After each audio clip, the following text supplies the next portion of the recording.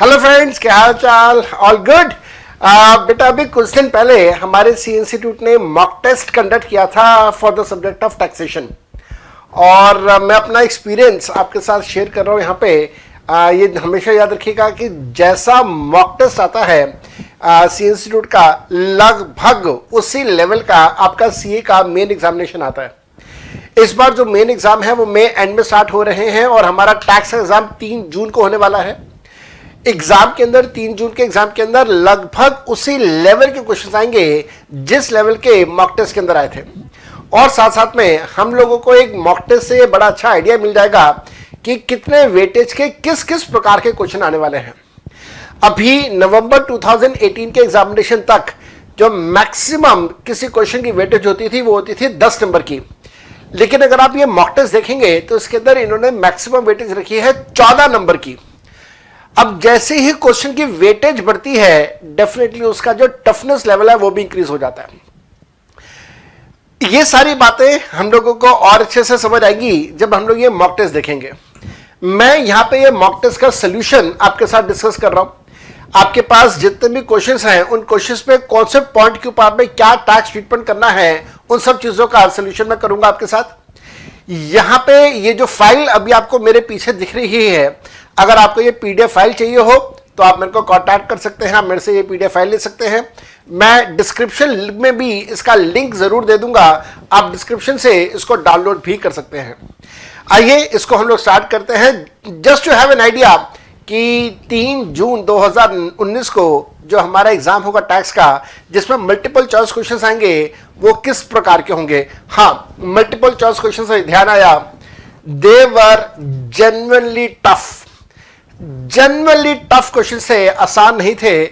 आसान मत समझना कि आप सोचें जी मल्टीपल चॉइस क्वेश्चंस हैं तो मैं बहुत आसानी से उनको कर जाऊंगा। नहीं, जेन्युइनली टफ क्वेश्चंस हैं और जब तक आप थॉरोली पढ़ के नहीं जा रहे तब तक आपको परेशानी आएगी, दोनों में, इनकम टैक्स में भी और जीएसटी के अंदर भी। मेरे बेटा, अगर आपको वीडियो पसंद लगे तो इस वीडियो को शेयर कीजिएगा। आपके दोस्त, हजारों दोस्त पूरे इंडिया में फैले हुए हैं, उन सबके साथ शेयर कीजिएगा। जैसे आपको पता चला कि एग्जाम के अंदर किस तरह के क्वेश्चंस आएंगे या आपको पता चलने वाला है, वैसे आपके दोस्तों को भी पता चले। इस बार एमसीक्यूज हैं, मेन क्वेश्चंस के अंदर भी इन्होंने 14 नंबर के क्वेश्चन पूछे हैं। आपको भी पता चलेगा अभी थोड़ी देर में और अपने दोस्तों को भी बताएगा। प्लीज प्लीज प्लीज आपसे रिक्वेस्ट, चैनल को सब्सक्राइब कीजिए, बेल आइकन दबा दीजिए ताकि नोटिफिकेशंस आपको मिलते रहे। अपने दोस्तों यारों को भी बताइएगा। चैनल की ये जो फैमिली है, यूट्यूब की ये जो फैमिली है, I want this family to grow grow grow like anything. आइए स्टार्ट करते हैं पेपर को। इस तरह देखते हैं किस प्रकार के क्वेश्चंस इसके अंदर एग्जामिनर ने पूछे हैं। ये मॉक टेस्ट है जो कि मार्च 2019 का है, इनकम टैक्स 60 नंबर का। डिवीजन ए के अंदर इन्होंने मल्टीपल चॉइस क्वेश्चंस दिए हैं, एमसीक्यूज दिए हुए हैं। डिवीजन के अंदर इन्होंने कहा कि मल्टीपल चॉइस क्वेश्चन एमसीक्यू सारे के सारे अटेम्प्ट करने हैं। जो क्वेश्चन नंबर 1 दिया है उसको जरा ध्यान से पढ़ेगा। मैं उम्मीद कर रहा हूं आप पीछे पढ़ पा रहे हैं। 1 नंबर का क्वेश्चन है, लेकिन इस 1 नंबर के क्वेश्चन में लिखा बहुत कुछ हुआ है और फिर 4 ऑप्शन हमारे पास यहां पे आ रही है। ध्यान से पढ़ते हैं क्या लिखता है एग्जामिनर। कहता है, mister A is a resident individual and he is engaged in the business of money lending. तो मनी लेंडिंग का उसका बिजनेस है, पैसा उधार पे देता है, ब्याज का पैसा कमाता है, मनी लेंडिंग का उसका बिजनेस है।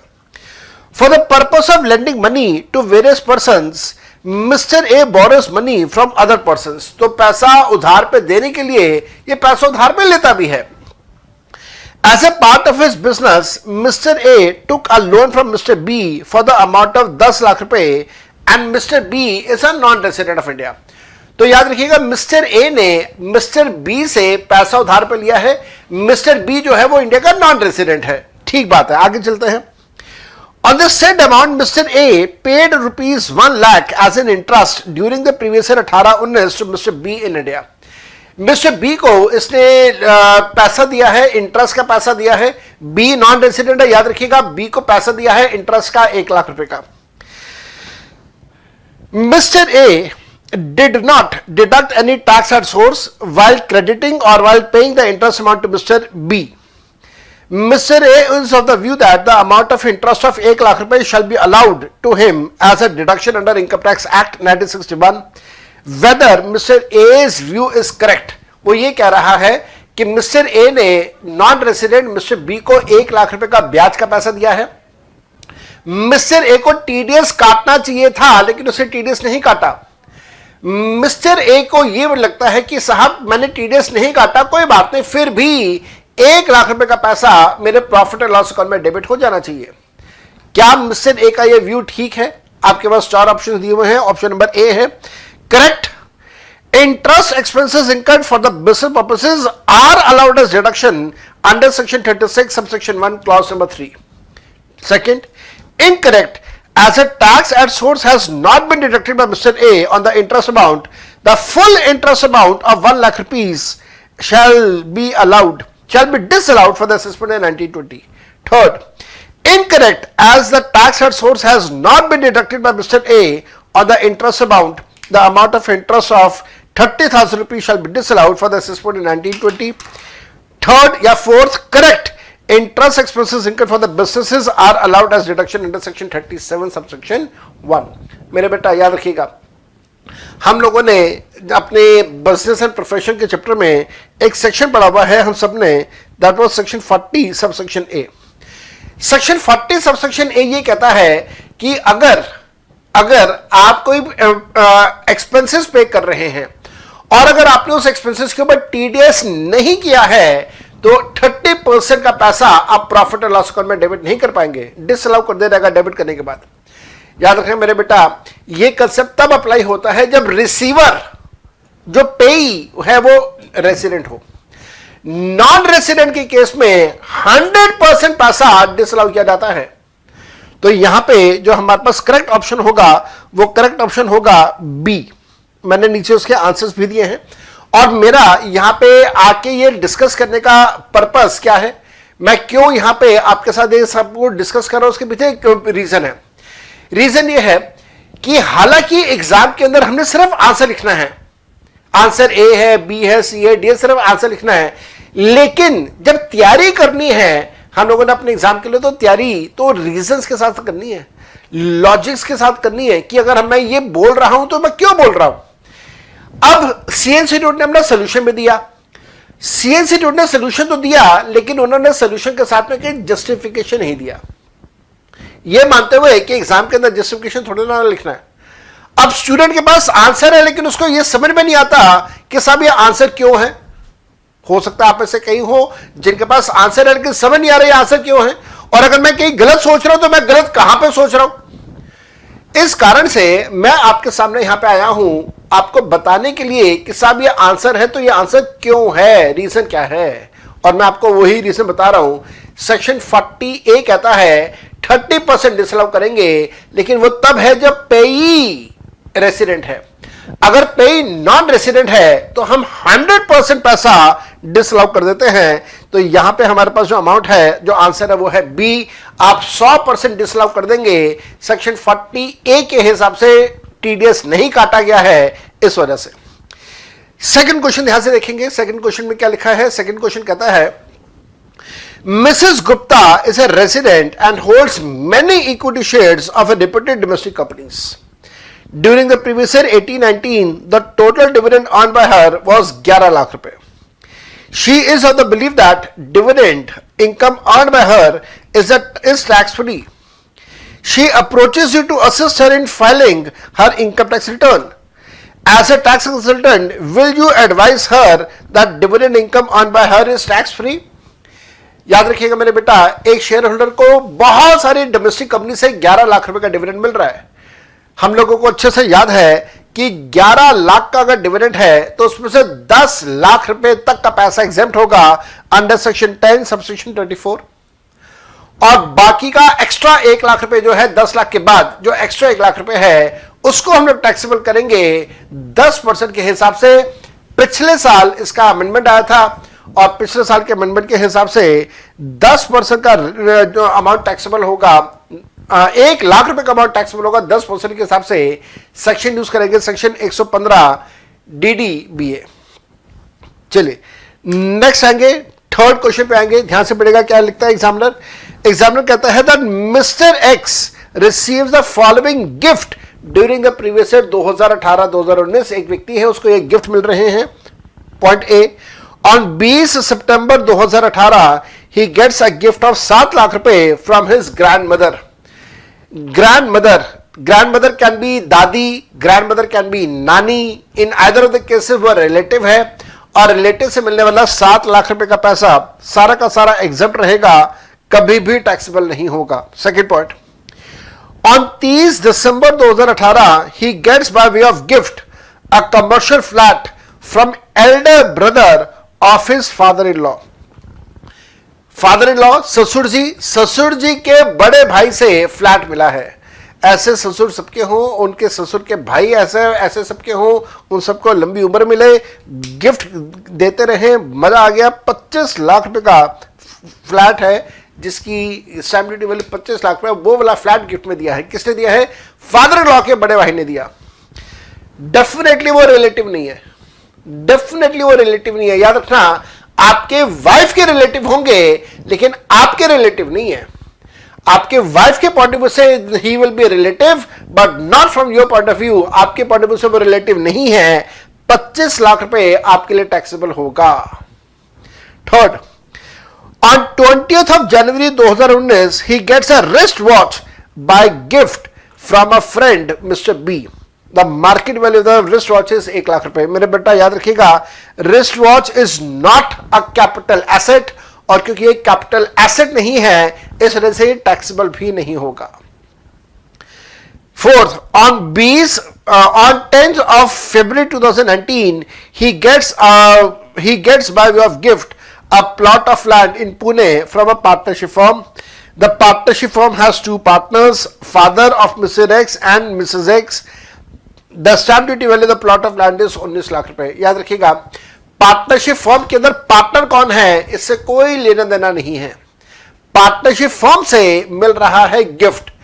पिछले साल का अमेंडमेंट है, gift from any person to any person. जो हमारे पास 7 पर्सन होते हैं, उन 7 में से कोई भी पर्सन किसी भी दूसरे पर्सन को गिफ्ट दे देगा तो फिर वो टैक्सेबल कैटेगरी में आ जाएगा। तो यहां पे 19 लाख रुपए का गिफ्ट डेफिनेटली टैक्सेबल होगा, इसमें कोई एग्जम्पशन नहीं मिलेगा। तो मेरे बच्चे याद रखिएगा, जो अमाउंट टैक्सेबल होगा वो कितना टैक्सेबल होगा। मैंने बी पॉइंट आपको 44 लाख रुपीस यहां पे दिया हुआ है। 25 plus 19 that will come to 44, और उसका रीजनिंग मैंने आपको नीचे रीजनिंग भी दे दी है कि क्या रीजन है कि हम उसे क्यों टैक्सेबल कर रहे हैं और क्यों उसे एग्जम्प्ट कर रहे हैं। Fourth, which of the following statement is true for the companies in context of the Income Tax Act 1961? 1 number का क्वेश्चन है फिर से। वो पूछता है, residential status of a company has an impact on the tax rate of the company. Company के residential status के ऊपर उसका टैक्स रेट इंपैक्ट करेगा। कंपनी रेसिडेंट है या नॉन रेसिडेंट है, कैसे टैक्स रेट में फर्क पड़ेगा। Point number 2, the tax rate of a company depends upon the place of the incorporation.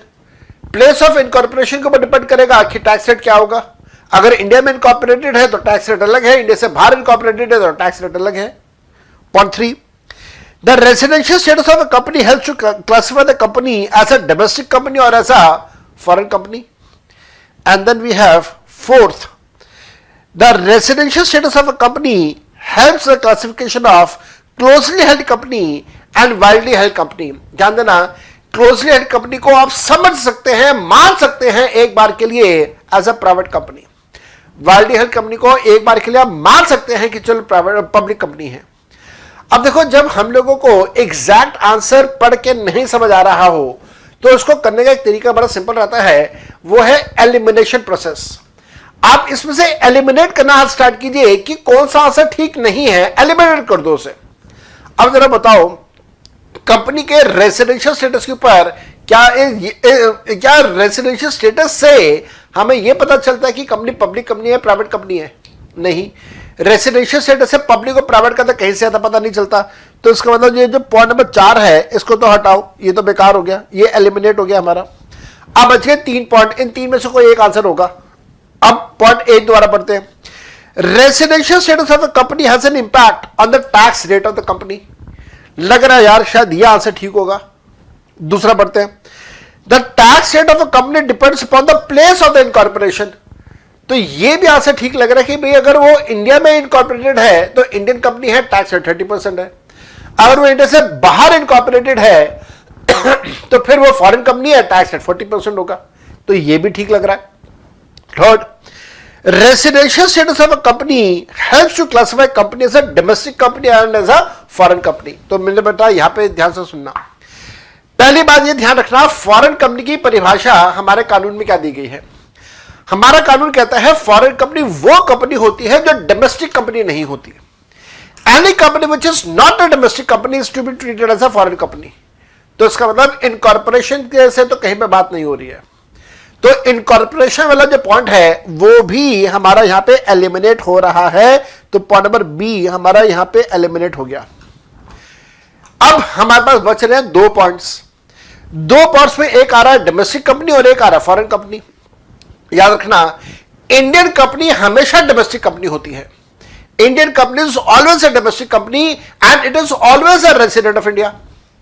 लेकिन एक कंपनी जो डोमेस्टिक कंपनी नहीं है वो फॉरेन कंपनी हो सकती है। तो इसका मतलब यह हुआ कि रेसिडेंशियल स्टेटस जो है वो इस बात को आइडेंटिफाई करता है कि कंपनी डोमेस्टिक कंपनी है या कंपनी फॉरेन कंपनी है। तो यहां पे जो आंसर होगा वो आंसर होगा सी, और आंसर ए भी नहीं होगा। रेसिडेंशियल स्टेटस से कंपनी के टैक्स रेट के ऊपर इंपैक्ट नहीं पड़ता। तो ये हमारे पास कंसेप्ट आ रहा है। क्वेश्चन नंबर 5 हम लोग करेंगे। और देखिए क्वेश्चन नंबर 4 एक मुश्किल था, आसान क्वेश्चन कहीं से भी नहीं था। चारों ऑप्शन थे और चारों ही ठीक लग रहे थे, लेकिन जो बेस्ट सूटेड है that is option number C. Question number 5 पढ़ेंगे। क्वेश्चन नंबर 5 फिर से एक नंबर का क्वेश्चन था। एग्जामिनर कहता है क्वेश्चन नंबर 5 के अंदर, which of the following is not a consequence of late filing of return. अगर हम लोग अपनी आईटीआर को देरी से सबमिट कर रहे हैं तो क्या क्या कॉन्सिक्वेंसेज हो सकते हैं वो हमें पता है। एग्जामिनर कह रहा है कि ये बताओ क्या कॉन्सिक्वेंस नहीं हो सकता है। तो यहां पे नॉट के बारे में बात कर रहा है। वो कहता है लेवे of interest under 234A, definitely अगर आप रिटर्न को देरी से सबमिट करते हैं तो 234A का इंटरेस्ट लगता है। हां, हम लोगों को याद रखना होगा एनडीटीवी का जो चीफ है डॉक्टर प्रणय रॉय, उनका सुप्रीम कोर्ट का केस है। अगर टैक्स पे हो गया लेकिन हमने आईटीआर सबमिट नहीं किया तो फिर हमारे ऊपर कोई भी इंटरेस्ट नहीं लगेगा। डॉक्टर प्रणय रॉय का केस है, मैंने करवाया हुआ है। दूसरा, the loss other than the loss under the head house property can not be carry forwarded. बिल्कुल ठीक बात है, ये बात भी बिल्कुल ठीक है। अगर आईटीआर ड्यू डेट तक सबमिट नहीं किया तो लॉस कैरी फॉरवर्ड भी नहीं हो पाएगा। Third, no deduction in chapter 6A under the heading B deduction in respect of certain payments. हाँ, ये आ गया लेटेस्ट अमेंडमेंट। लेटेस्ट अमेंडमेंट है भाई, लेटेस्ट अमेंडमेंट है। वो लेटेस्ट अमेंडमेंट क्या कहता है, इस साल का नया अमेंडमेंट है सेक्शन 80A के अंदर। वो कहता है कि अगर आपने आईटीआर को देरी से सबमिट किया तो वो डिडक्शंस जो इनकम से रिलेटेड हैं आप वो डिडक्शन क्लेम नहीं कर पाओगे। लेकिन वो डिडक्शन जो आपके एक्सपेंसेस से रिलेटेड है, आपके खर्चों से रिलेटेड है, आप उनको डेफिनेटली क्लेम कर सकते हो। इस वजह से आपका जो आंसर यहां पे होगा, आंसर होगा यहां पे सी, क्योंकि यहां पे बी हेडिंग के बारे में बात हो रही है, जो पेमेंट्स के बारे में बात कर रहा है। पेमेंट्स की तो मैं फिर भी डिडक्शन क्लेम कर लूंगा। कौन सा डिडक्शन क्लेम नहीं कर पाऊंगा, वो डिडक्शन क्लेम नहीं कर पाऊंगा जो इनकम से रिलेटेड है। सेक्शन 80A का इस बार का लेटेस्ट अमेंडमेंट आपके सामने उसका एमसीक्यू बना दिया, और मुश्किल एमसीक्यू था, आसान नहीं था, 1 नंबर का था। Question number 6, mister Divyansh has an agriculture income of 2,30,000 रुपए and a business income of 2,45,000 रुपए। तो एग्रीकल्चर इनकम 5,000 रुपए से ज्यादा है, लेकिन जो नॉन एग्रीकल्चर इनकम है वो बेसिक एग्जम्पशन लिमिट से कम दी हुई है। एग्जामिनर पूछ रहा है which of the following statements are correct. दोनों स्टेटमेंट्स को पढ़ें और दोनों में से कौन से स्टेटमेंट ठीक है ये बताना है आपने। Point number A, agriculture income has to be aggregated with the business income for the tax purposes. नहीं, आप ऐड नहीं करेंगे, क्योंकि बिजनेस इनकम जो है वो 2,50,000 रुपए है, बेसिक एग्जम्पशन लिमिट से कम है। जब आपकी non agriculture income basic exemption limit से कम होती है तो एग्रीगेशन या पार्शियल इंटीग्रेशन वाला कंसेप्ट अप्लाई नहीं होता है। तो यहां पे आंसर इज कि यहां पे ये पॉइंट ए अप्लाई नहीं होने वाला। बी देखते हैं, no aggregation is required since agriculture income is less than basic exemption limit. नहीं, ये बात गलत है, क्योंकि एग्रीकल्चर इनकम में 5,000 की लिमिट चेक करते हैं। C, no aggregation is required since the business income is less than basic exemption limit. हाँ, ये आंसर ठीक लग रहा है। D, agriculture income is exempt under section 10 subsection 1 but the same has to be aggregated with the business income since it exceeds 5,000 rupaye. नहीं बेटा, D point भी ठीक नहीं है। इसके अंदर जो सबसे ज्यादा ठीक पॉइंट लग रहा है, वो सबसे ज्यादा ठीक पॉइंट लग रहा है C, and no aggregation is required, क्योंकि मैंने आपको बता दिया non agriculture income basic exemption limit से कम है। मैंने आपको इसका रीजन भी यहां पे दिया हुआ है। हमारे सी इंस्टीट्यूट ने सिर्फ आंसर दिया, मैंने तो आंसर के साथ में रीजंस भी आपको दे दिए हैं। और याद रखिएगा, ये आंसर शीट मैंने खुद अपने हाथों से टाइप किया हुआ है। ये आंसर शीट बिल्कुल भी वो आंसर शीट नहीं है जो सी इंस्टीट्यूट की है, ये मेरी अपनी बनाई हुई आंसर शीट है। Question number 7 in fact, mister X is an employee of Z limited who receives 1,25,000 रुपए as a gratuity. He is covered under the payment of gratuity act 1972। He retires on 31st of January 2019 after serving for 29 years and 8 months. At the time of retirement, Mr. X drew the salary of 5,200 rupees and monthly bonus of 2,000 rupees. Compute the amount of gratuity which is exempt from tax in the instant case under section 10 subsection 10 of the Income Tax Act 1961. लो बेटा, इस question के अंदर weightage 2 number की है। पहली चीज तो ये ध्यान रखना, 2 नंबर का क्वेश्चन है और 2 नंबर के क्वेश्चन में आपसे एग्जामिनर ने कैलकुलेशन मांग ली है। आपको ग्रेचुटी का पूरा कंसेप्ट आना चाहिए। ग्रेचुटी का जब आप पूरा कंसेप्ट यूज करके उसकी कैलकुलेशंस करोगे तो कैलकुलेशंस करके आपके पास करेक्ट आंसर निकल के आएगा। ध्यान देना, gratuity is covered, employee is covered under gratuity act का कंसेप्ट है। मैक्सिमम लिमिट 20 लाख की लगेगी। एग्जामिनर कह रहा है 29 साल 8 महीने के बाद रिटायर हुआ। 29 साल 8 महीने का मतलब हो गया, यहां पे आपने कैलकुलेशन करते समय 30 इयर्स की कैलकुलेशंस करनी है। आप सारी कैलकुलेशंस करेंगे, आपके पास करेक्ट आंसर आ जाएगा एग्जेम्प्टेड ग्रेचुटी का। मैंने आपके लिए ये सारी कैलकुलेशन यहां पे करके दी है, जो कि सी इंस्टीट्यूट ने आपको कैलकुलेशंस नहीं करके दी। मैंने आपको फिर भी कैलकुलेशंस करके दिए और उसका आंसर आ रहा है ए। आप भी सारी कैलकुलेशंस करेंगे, आपका आंसर भी ए आएगा। यहां से आपको एक आइडिया मिल रहा है कि एग्जामिनर कितने नंबर के क्वेश्चन पूछने वाला है आपसे। देखिएगा, अगर आप एक एक नंबर के क्वेश्चन देखें तो एग्जामिनर ने आपसे 6 क्वेश्चन पूछे हैं एक एक नंबर के। तो एक एक नंबर के 6 क्वेश्चन है तो टोटल 6 नंबर के आपके पास एमसीक्यूज आ गए। उसके बाद 2 नंबर का एक एमसीक्यू आया, क्वेश्चन नंबर 7। क्वेश्चन नंबर 8 देखिएगा, ये भी 2 नंबर का है। एग्जामिनर कहता है क्वेश्चन नंबर 8 के अंदर, mister Krishna is philanthropist person and for the previous year 2018-19 out of his total receipts he gave away 8 lakh रुपए in cash to Prime Minister National Fund। बस यहीं पे क्वेश्चन खत्म हो गया। 8 लाख रुपए in cash to Prime Minister National Fund। मेरे बेटा 2,000 रुपए से ज्यादा अगर आप कैश में पैसा दान करते हो तो आपको 80G का डिडक्शन नहीं मिलता। इसने 8 लाख रुपए कैश प्रदान कर दिया, इसको बिल्कुल भी 8 लाख का डिडक्शन नहीं मिलने वाला। चलो आगे बढ़ते हैं। And he was left with only 2 lakh rupees which is just enough money to meet his personal requirement. तो उसने जितना भी कमाया उसमें से 8 लाख रुपए दान कर दिया, उसके बाद सिर्फ 2 लाख रुपए बचा है। 2 लाख रुपए उसकी रोजमर्रा के खर्चों के लिए काफी है। On these facts mister Krishna is of the view that 2 lakh रुपए is below the maximum amount not chargeable to tax. No income of him is chargeable to tax during the previous year. He approaches you to file his income tax return showing 2 lakh rupees as his gross total income. Do you agree with the view of Mr. Krishna?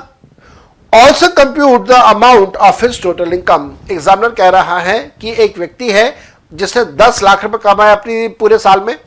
10 lakh में से 8 लाख रुपए cash में उसने दान कर दिए, उसके बाद 2 लाख रुपए बच गए।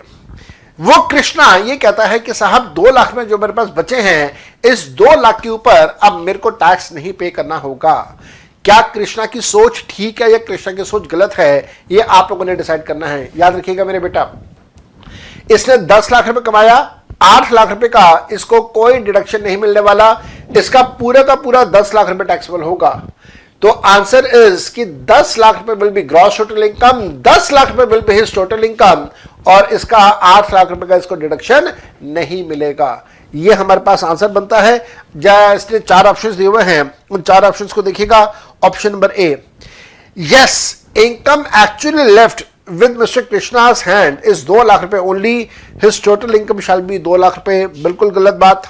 Second, no, as what is done after income is earned by Mr. Krishna will not give him any tax exemption, his total income shall be 10 lakh रुपए, बिल्कुल गलत बात। वो इनकम कमाने के बाद अगर उसे दान कर रहा है तो डेफिनेटली डिडक्शन उसको मिल सकता है, बस ओनली थिंग इसकी उसको ये कैश में दान नहीं करना चाहिए था। सी, his gross total income and the total income is 10 lakh रुपए, since it is a case of application of income। मेरे बच्चे, आप में से अगर कोई ऐसा हो जिसको एप्लीकेशन इनकम का मतलब समझ नहीं आता, तो एप्लीकेशन ऑफ इनकम का मतलब होता है use of income. This is the case of use of his income and donation made in cash will not qualify for deduction under 80G। Answer is yes yes yes, C is the correct answer. Question number 9 ध्यान से देखिएगा, examiner क्या कहता है। Question number 9 के अंदर again एक मुश्किल क्वेश्चन बनाया था, आसान क्वेश्चन नहीं था। Mrs Jaya acquired 5,000 equity shares on 1st of January 2016 at 500 rupees. The market value of said shares as on 31 January 2018 is 250 and as on 31 March 2018 is 600. She sells said shares on 30th March 2018 at 700 रुपए। Calculate the amount of long-term capital gains. Calculate the amount of long-term capital gains in the hands of Mrs. Jaya, assuming that security transaction tax has been paid on by her on the acquisition of shares as well as on the transfer of shares. मेरे बच्चे याद रखना, ये बिल्कुल एक latest concept है। Section 112A बिल्कुल latest concept आया है और इन्होंने 112A के ऊपर एक क्वेश्चन बना दिया, जहां पे ध्यान रखिएगा लॉन्ग टर्म एसेट है, शेयर्स इक्विटी शेयर्स हैं, इंडेक्सेशन का सिस्टम अप्लाई नहीं होगा, और साथ साथ में कॉस्ट कैलकुलेट करना एक बिल्कुल यूनिक तरीका हमें दिया हुआ है। वो यूनिक तरीका हमारे पास क्या है? यूनिक तरीका है कुछ इस प्रकार से, ध्यान से देखिएगा। ठीक है, यूनिक तरीका क्या है? जो हमारे पास कॉस्ट ऑफ एक्विजिशन होगा वो होगा हायर। किस किस का हायर? जो एक्चुअल कॉस्ट है, एक्चुअल कॉस्ट है यूनिट शेयर्स का वो, और इसको हम लोग कंपेयर करते हैं किसके साथ? मार्केट वैल्यू और सेल प्राइस के साथ, विच एवर इज लोअर। और ये वाला सिस्टम अप्लाई करके यहां पे हमारे पास जो उसका कॉस्ट आ रहा है शेयर्स का, वो आ रहा है 500 रुपए पर शेयर। 500 रुपए पर शेयर है, बेचस ने 700 रुपए पर शेयर का है, दैट मीन्स एक शेयर के ऊपर 200 रुपए का मुनाफा हो रहा है। टोटल शेयर्स इसके कितने हैं? 5000। 5000 को 200 से मल्टीप्लाई करो तो इसके पास मुनाफा आ रहा है कितने का? इसके पास मुनाफा आ रहा है 10 लाख रुपए का। 10 लाख रुपए में से 1 लाख रुपए एग्जेम्प्ट होगा और बाकी का 9 लाख रुपए टैक्सेबल हो जाएगा सेक्शन 112A में। अगेन मेरे हिसाब से एक बढ़िया क्वेश्चन था, जहां पे प्रैक्टिकल अप्रोच आपको अडॉप्ट करना होगा, कैलकुलेशंस करना होगा। कैलकुलेशंस करने के बाद ही आप एग्जैक्ट फिगर तक पहुंच सकते हैं, उसके बिना आप एग्जैक्ट फिगर तक पहुंच ही नहीं पाएंगे। 2-2 नंबर के सारे क्वेश्चन है। 10वां क्वेश्चन देखिएगा, ये भी 2 नंबर का क्वेश्चन है, ये भी मुश्किल है, ये भी 2 नंबर का क्वेश्चन है, अच्छा खासा मुश्किल है, ध्यान से पढ़ेगा। कहता है examiner, which of the following persons are compulsorily required to get their accounts audited under 44AB of the Income Tax Act 1961? Point A, the assessee who has not opted for presumptive taxation and the turnover during the year is 2 crore. याद रखिएगा 2 करोड़ या 2 करोड़ से कम पे वो presumptive taxation adopt कर सकता था। अगर इसने प्रिजम्पटिव टैक्सेशन अडॉप्ट नहीं किया तो टर्नओवर इसका 1 करोड़ से ज्यादा आ रहा है। अगर ये 1 करोड़ से ज्यादा का टर्नओवर रखता है, प्रिजम्पटिव टैक्सेशन फॉलो नहीं कर रहा है, ऑब्वियस सी बात है ऑडिट करवाना ही पड़ेगा, बच नहीं सकता। दूसरा point, a professional whose gross receipts during the year amounts to 50 lakh रुपए and who declares his profits and gains as per section 44 ADA। याद रखिएगा, अगर कोई प्रिजम्पटिव टैक्सेशन फॉलो कर रहा है तो फिर उसे अपना अकाउंट्स का ऑडिट नहीं करवाना होता। यहां पे एग्जामिनर कह रहा है कि उसका टर्नओवर 50 लाख का है और वो 44 ADA के हिसाब से अपना ऑडिट भी करवा रहा है, डेफिनेटली इसको अपने अकाउंट्स ऑडिट नहीं करवाने हैं। तो 1 को ऑडिट करवाना है, 2 को ऑडिट नहीं करवाना है। 3 पे आते हैं। An SSC having a turnover of 1.5 crore declares his profits and gains under 44 AD। 1.5 crore है, दैट इज 2 करोड़ से कम है, और प्रिजम्पटिव फॉलो करना चाहता है, वो प्रिजम्पटिव फॉलो कर भी रहा है। सरकार ने कहा ठीक है, अगर आप प्रिजम्पटिव फॉलो कर रहे हो तो आपको अपना ऑडिट नहीं करवाना, तो सेकंड ऑप्शन के अंदर भी ऑडिट नहीं करवाना। 4th ऑप्शन देखिएगा, a lawyer having a gross रिसीव्स of 40 lakh rupaye during the previous year who claims his business and profession income to be 40% of the gross रिसीव्स। 40%, दैट मीन्स ये वो केस है जहां पे वो अपना 50% से कम की इनकम दिखा रहा है। क्योंकि वो 50% से कम की इनकम दिखा रहा है, इस वजह से इसको अपना ऑडिट करवाना होगा। तो मेरे पास 4th है जहां पे ऑडिट करवाना होगा। 5th, 50% से कम है, इस वजह से मैंने कहा। Next, an individual who opts for the presumptive taxation under 44 AD during the previous year, however the total income of the said year is 2 lakh रुपए only। याद रखिएगा, अगर उसकी टोटल इनकम एग्जम्पशन लिमिट से ज्यादा होता तब उसको अपना ऑडिट करवाना था। यहां पे भी 5th में भी उसको ऑडिट करवाने की जरूरत नहीं है। तो आंसर इज 1 and 4 में उसको अपना ऑडिट करवाना है। 1 and 4 इज आंसर ए। अब देखिए, जब तक कोई व्यक्ति ऐसे आपके साथ डिस्कस नहीं करेगा तब तक आपको समझ ही नहीं आएगा कि कौन सा आंसर ठीक है और कौन सा आंसर गलत है। और इसी कारण से मैं ये मॉक टेस्ट का सॉल्यूशन आपके सामने लेके आया हूं। अगर आपको ये वीडियो अच्छा लग रहा है तो एक बार लाइक जरूर कीजिएगा और साथ साथ में चैनल सब्सक्राइब जरूर कीजिएगा। इस प्रकार के और बहुत सारे वीडियोस मेरी तरफ से, नॉलेज की वीडियोस, काम के वीडियोस, आलतू फालतू वीडियोस नहीं, काम की चीजें डेफिनेटली मैं आपके सामने लेके आता रहूंगा। क्वेश्चन नंबर 11 को ध्यान से देखिएगा, क्या कहता है। क्वेश्चन नंबर 11 एग्जामिनर कहता है 11 में, the following information is made available to you with respect to miss Tina. एक लेडी है टीना, उससे रिलेटेड ये इंफॉर्मेशन आपको गिवन है। Capital asset acquired on 1st April 2001 is 85,200 rupees. The capital asset was converted into stock in trade on 30th September 2017 and on that said date the market value of the asset was 6 lakh रुपए। तो एक चीज का ध्यान देना, जो market value है 6 लाख रुपए, this will be assumed to be the sale consideration for the calculation of capital gains। और कैपिटल गेन्स कैलकुलेट कब होगा? कैपिटल गेन्स कैलकुलेट उस ईयर में होगा जिस ईयर में स्टॉक इन ट्रेड बेचा जाएगा। साथ साथ में ध्यान देना, स्टॉक इन ट्रेड जब बेचा जाएगा तब कैपिटल गेन्स के साथ साथ में बिजनेस इनकम भी कैलकुलेट करते हैं। 2 चीजें हम लोग यहां पे कैलकुलेट करते हैं। जब स्टॉक इन ट्रेड को कन्वर्ट किया, जब एसेट को कन्वर्ट किया स्टॉक इन ट्रेड में तो कैपिटल गेन्स, जब वो स्टॉक इन ट्रेड को बेचा तब बिजनेस एंड प्रोफेशन की इनकम, 2 इनकम कैलकुलेट होती है। चलिए आगे देखिएगा ध्यान से। The stock in trade so converted was sold on 15 July 2018 for 8.5 lakh रुपए। मेरे बेटा 15 जुलाई 2018 का मतलब हो गया प्रीवियस ईयर 2018-2019। और 2018-19 में 2 इनकम कैलकुलेट करेंगे आप। 2 इनकम कौन सी?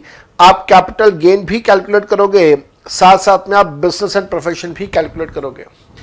बिजनेस एंड प्रोफेशन की कैलकुलेशन में ओरली कर देता हूं। 7.5 लाख का बेचा है, 7.5 या 8.5, 8.5 का बेचा है, 6 लाख रुपए का स्टॉक था, तो बिजनेस इनकम बन जाती है हमारे पास यहां पे 2,50,000 रुपए। तो बिजनेस इनकम है 2,50,000 रुपए और कैपिटल गेन्स हम लोग कैलकुलेट कर लेंगे। तो यहां पे आंसर्स आपके पास दिखेगा, यहां पे ए पॉइंट में दिया हुआ है only business income shall be chargeable to tax in the hands of Tina. गलत बात, ये तो बिल्कुल गलत है। Only long term capital gain shall be chargeable in the hands of Tina, ये बात भी बिल्कुल गलत है। Business income of 2.5 lakh rupaye and capital gains income of 361 shall be chargeable to tax in the hands of Tina, ये बात ठीक लग रही है। तो इसका मतलब मेरे को बी आंसर ठीक लग रहा है। सी देखिएगा, नहीं सॉरी सी ठीक लग रहा है, डी देखिएगा, the business profit of 2.5 lakh rupaye and long term capital gains of 368 to 56 shall be chargeable to tax in the hands of Tina for the assessment in 1920। याद रखना मेरे बेटा, आप कैपिटल गेन्स कैलकुलेट कर लोगे, कैपिटल गेन्स कैलकुलेट करके answer आपका D आ जाएगा। आप आराम से कैपिटल गेन्स कैलकुलेट कर सकते हो। आई डोंट थिंक कि आपको उसके अंदर किसी भी तरह की कोई परेशानी आएगी। बस ये ध्यान रखिएगा, कैपिटल गेन्स कैलकुलेट करते समय न्यूमरेटर मल्टीप्लाई करने वाला न्यूमरेटर उस ईयर का लोगे जिस ईयर में कन्वर्जन हुआ था, उस ईयर का लोगे जिस ईयर में कन्वर्जन हुआ था, उस चीज का आपको ध्यान रखना है। कन्वर्जन कब हुआ था? कन्वर्जन हुआ था सितंबर 2017। दैट मींस आपने 2017-2018 का 272 की जो वैल्यू है, उस वैल्यू के हिसाब से आपने कैलकुलेशंस करनी होंगी। न्यूमरेटर में 272 लेंगे आप। उसके बाद क्वेश्चन नंबर 12 अगेन देखिएगा, आधा घंटा हो चुका है, अभी सारे एमसीक्यूज चल रहे हैं, अच्छे खासे मुश्किल एमसीक्यूज पूछे थे एग्जामिनर ने। Mister happy, a US citizen comes to India for an assignment on 11 April 2015 to 9 October 2015 and then he went back to his home country on the completion of the same। तो एक व्यक्ति है, US का citizen है, India में आया था एक असाइनमेंट के लिए, असाइनमेंट पूरा हुआ, असाइनमेंट पूरा करके वो इंडिया से बाहर चला गया। He thereafter visited India on 5 July 2017 again for an assignment। उसके बाद वो फिर इंडिया में आया और इस बार वो इंडिया में क्या किस काम के लिए आया? इस बार इंडिया में वो एक असाइनमेंट के लिए आया था, which ended on 26 May 2018। What is the latest date by which Mr. Happy should depart from India for or after completing assignment so as to qualify as a non-resident during the previous year 2018-2019? लो भाई, एक जबरदस्त मुश्किल question examiner ने यहां पे दिया है। Examiner यहां पे आपसे बेसिकली टैक्स प्लानिंग का क्वेश्चन पूछ रहा है। एग्जामिनर आपसे ये पूछ रहा है कि भाई बताओ कौन सी तारीख तक वो इंडिया में रुके ताकि वो नॉन रेसिडेंट बना रहे। अब यहां पे रेसिडेंट की बात नहीं कर रहा, वो नॉन रेसिडेंट के बारे में पूछ रहा है, सेक्शन 2 क्लॉज 30 के बारे में पूछ रहा है। और नॉन रेसिडेंट में एक कंसेप्ट ये आता है कि अगर बेसिक कंडीशंस की दोनों कंडीशन फेल हो जाए तो वो बनेगा नॉन रेसिडेंट। तो बेसिक कंडीशन की पहली कंडीशन 182 डेज का से कम स्टे होना चाहिए। दूसरी कंडीशन, बेसिक कंडीशन की दूसरी कंडीशन 60 डेज से कम स्टे प्लस 365 दिन वाली कंडीशन। तो अगर ये व्यक्ति 60 दिन से कम इंडिया में रहता है तो ये बनेगा नॉन रेसिडेंट।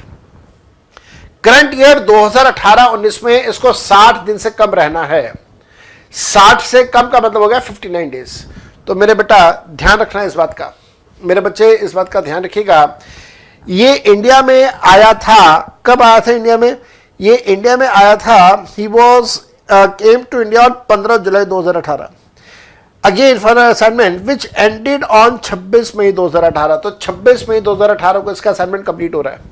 तो ये अभी इंडिया में है। अगर मैं अप्रैल के मंथ की बात करूं तो अप्रैल के 30 दिन इंडिया में है। मई की बात करूं तो 26 दिन इंडिया में है।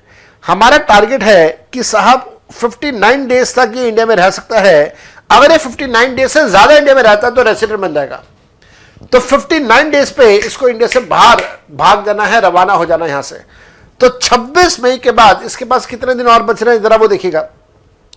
ये टोटल आ रहा है हमारे पास 56, this is total of 56। Scope हमारे पास सिर्फ 3 दिन का और है। तो इसका मतलब 26 के बाद 27 मई, 28 मई और 29 मई, 29 मई तक अगर ये इंडिया से बाहर चला जाएगा तो he will be a non resident, ये रेसिडेंट नहीं कहलाएगा। मल्टीपल चॉइस क्वेश्चंस के बाद अब हम लोग स्टार्ट करेंगे यहां पे डिस्क्रिप्टिव क्वेश्चंस। तो मल्टीपल चॉइस क्वेश्चंस में एक चीज को समझे, इन्होंने कितने क्वेश्चंस दिए और कितने कितने वेटेज के दिए। इन्होंने 6 क्वेश्चंस दिए हैं एक एक नंबर के, तो टोटल आ गया 6। और उसके बाद इन्होंने टोटल यहां पे 18 नंबर कवर करने के लिए 12 नंबर के क्वेश्चन दिए हैं 2-2 नंबर के। दैट मीन्स 6 क्वेश्चन इन्होंने दिए हैं 2-2 नंबर के, 6 2 12 एंड 6 1 6। तो 18 नंबर के मल्टीपल चॉइस क्वेश्चन इन्होंने इनकम टैक्स में से कवर किए हैं। अब 18 नंबर का वेटेज कैसे आया, उसके पीछे भी एक बड़ा सिंपल सा तरीका है। 100 नंबर के पेपर में से 60 मार्क्स का इनकम टैक्स है, तो 30 मार्क्स के एमसीक्यूज में से 60% विल कम टू 18। तो 30 का 60% दैट इज 18 मार्क्स के एमसीक्यूज उन्होंने पूछे हैं, और उस 18 नंबर के अंदर 6 नंबर के और 6 नंबर के 1-1 नंबर के क्वेश्चन हैं, और 12 नंबर के जो आपके पास आ रहे हैं वो 2-2 नंबर के क्वेश्चन आ रहे हैं। 6 क्वेश्चन 1 नंबर के, 6 क्वेश्चन 2 नंबर के। तो इस प्रकार का वेटेज रखा है, और याद रखिएगा इसी प्रकार की वेटेज के क्वेश्चंस आपके पास 3 जून के एग्जाम में आएंगे। तो आपको एक बहुत फेयर आइडिया यहां से मिल जाएगा कि किस प्रकार के क्वेश्चन आपके एग्जाम के अंदर आने वाले हैं। साथ साथ में बेटा डिस्क्रिप्टिव क्वेश्चंस पे आ जाइए। देखिएगा इन्होंने डिस्क्रिप्टिव क्वेश्चंस में क्या कहा। डिस्क्रिप्टिव क्वेश्चंस में इन्होंने टोटल आपको दिए हैं 3 क्वेश्चन, जिसमें से आपको करने होंगे, इनफैक्ट अगर मैं पूरी बात बोलूं आपको 3 नहीं है, इनफैक्ट 4 क्वेश्चन है, क्योंकि क्वेश्चन नंबर 1 कंपल्सरी है। तो क्वेश्चन नंबर 1 आपको करना ही करना है, जिसकी वेटेज 14 नंबर की रखी है, और उसके बाद पहले क्वेश्चन के बाद बच जाते हैं आपके पास 3 और क्वेश्चन, जिसमें से आपको 2 करने हैं। तो कहने का मतलब यह है कि टोटल 4 क्वेश्चन है आपके पास डिस्क्रिप्टिव। इन 4 क्वेश्चन के अंदर पहला क्वेश्चन कंपल्सरी है, कोई चॉइस नहीं है, वो तो करना ही करना है। उसके बाद बच के 3, उन 3 में से आपको कोई 2 क्वेश्चन करने अपनी पसंद के।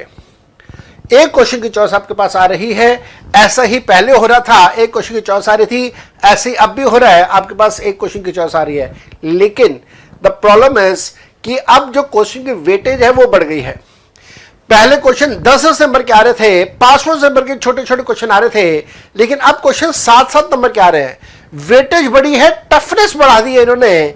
14 नंबर का पहला क्वेश्चन देखिएगा, अच्छा खासा मुश्किल क्वेश्चन दिया है, कहीं से आसान क्वेश्चन नहीं है, असेसमेंट ऑफ इंडिविजुअल का क्वेश्चन है, और मुश्किल क्वेश्चन है 14 नंबर का। ध्यान से पढ़ेंगे क्या कहता है एग्जामिनर। एग्जामिनर कहता है क्वेश्चन नंबर 1 में 14 नंबर का क्वेश्चन है, Mr. Satish, age 47 years, is serving in a public sector company as a general manager finance. His total emoluments for the year ending March 2009 are as follows. Emoluments का मतलब होता है नौकरी करके जो आपको पैसा मिल रहा है। बेसिक सैलरी है 5,40,000 रुपए की। HRA कम्प्यूटेड दिया हुआ है। कंप्यूटेड का मतलब है कि सारी कैलकुलेशंस हो चुकी हैं, एग्जेम्पशंस का अमाउंट लेस हो चुका है। अब जो टैक्सेबल HRA है वो टैक्सेबल HRA है 1,80,000 रुपए का। ट्रांसपोर्ट अलाउंस है 22,000 रुपए का। ट्रांसपोर्ट अलाउंस किस काम के लिए मिलता है ये आपको अच्छे से पता है, और इसमें एग्जेम्पशन मिलेगा या नहीं मिलेगा, this is you are well aware of that thing, आपको ये बात भी अच्छे से पता है। Next, apart from the above the employer has sold following assets to him on 1 January 2019। Examiner आपको ये कह रहा है कि एम्प्लॉयर ने उसको 2 एसेट्स बेचे हैं। कौन कौन से 2 एसेट बेचे हैं?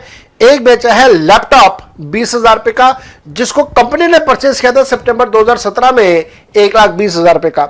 याद रखिएगा लैपटॉप के ऊपर डेप्रिसिएशन आप 50% का लगाएंगे for the purposes of the chapter of salary. Salary का चैप्टर ना होता, बिजनेस एंड प्रोफेशन का चैप्टर होता, तो 40% का डेप्रिसिएशन लगता। यहां पे 50% का डेप्रिसिएशन लगाना आपने। 1,20,000 रुपए का सितंबर 17 में परचेज किया था, डेप्रिसिएशन चार्ज करेंगे 50% का, तो बचेगा 1,20,000 में से 60,000 रुपए बचेगा। 60,000 रुपए का डेप्रिसिएशन निकल जाएगा। 60,000 रुपए की चीज है सितंबर 2018 में, जिसको बेचा है जनवरी 2019 में। दैट मीन्स सितंबर 18 से लेके जनवरी 19 तक पार्ट ऑफ द ईयर है, उस पार्ट ऑफ द ईयर का आप डेप्रिसिएशन कैलकुलेट नहीं करेंगे। सो हमारे पास यहां पे आ रहा है कि सेल प्राइस है 20,000, जबकि उसकी वैल्यू जो है वो है 60,000, तो 60,000 और 20,000 का डिफरेंस 40,000 रुपए है। 40,000 रुपए टैक्सेबल होगा। उसके बाद कार जो 1800 सीसी की कार है, हालांकि इंजन पावर मैटर नहीं करता, कार की इंजन पावर 1800 सीसी है, जो कि 3,20,000 रुपए की बेची है।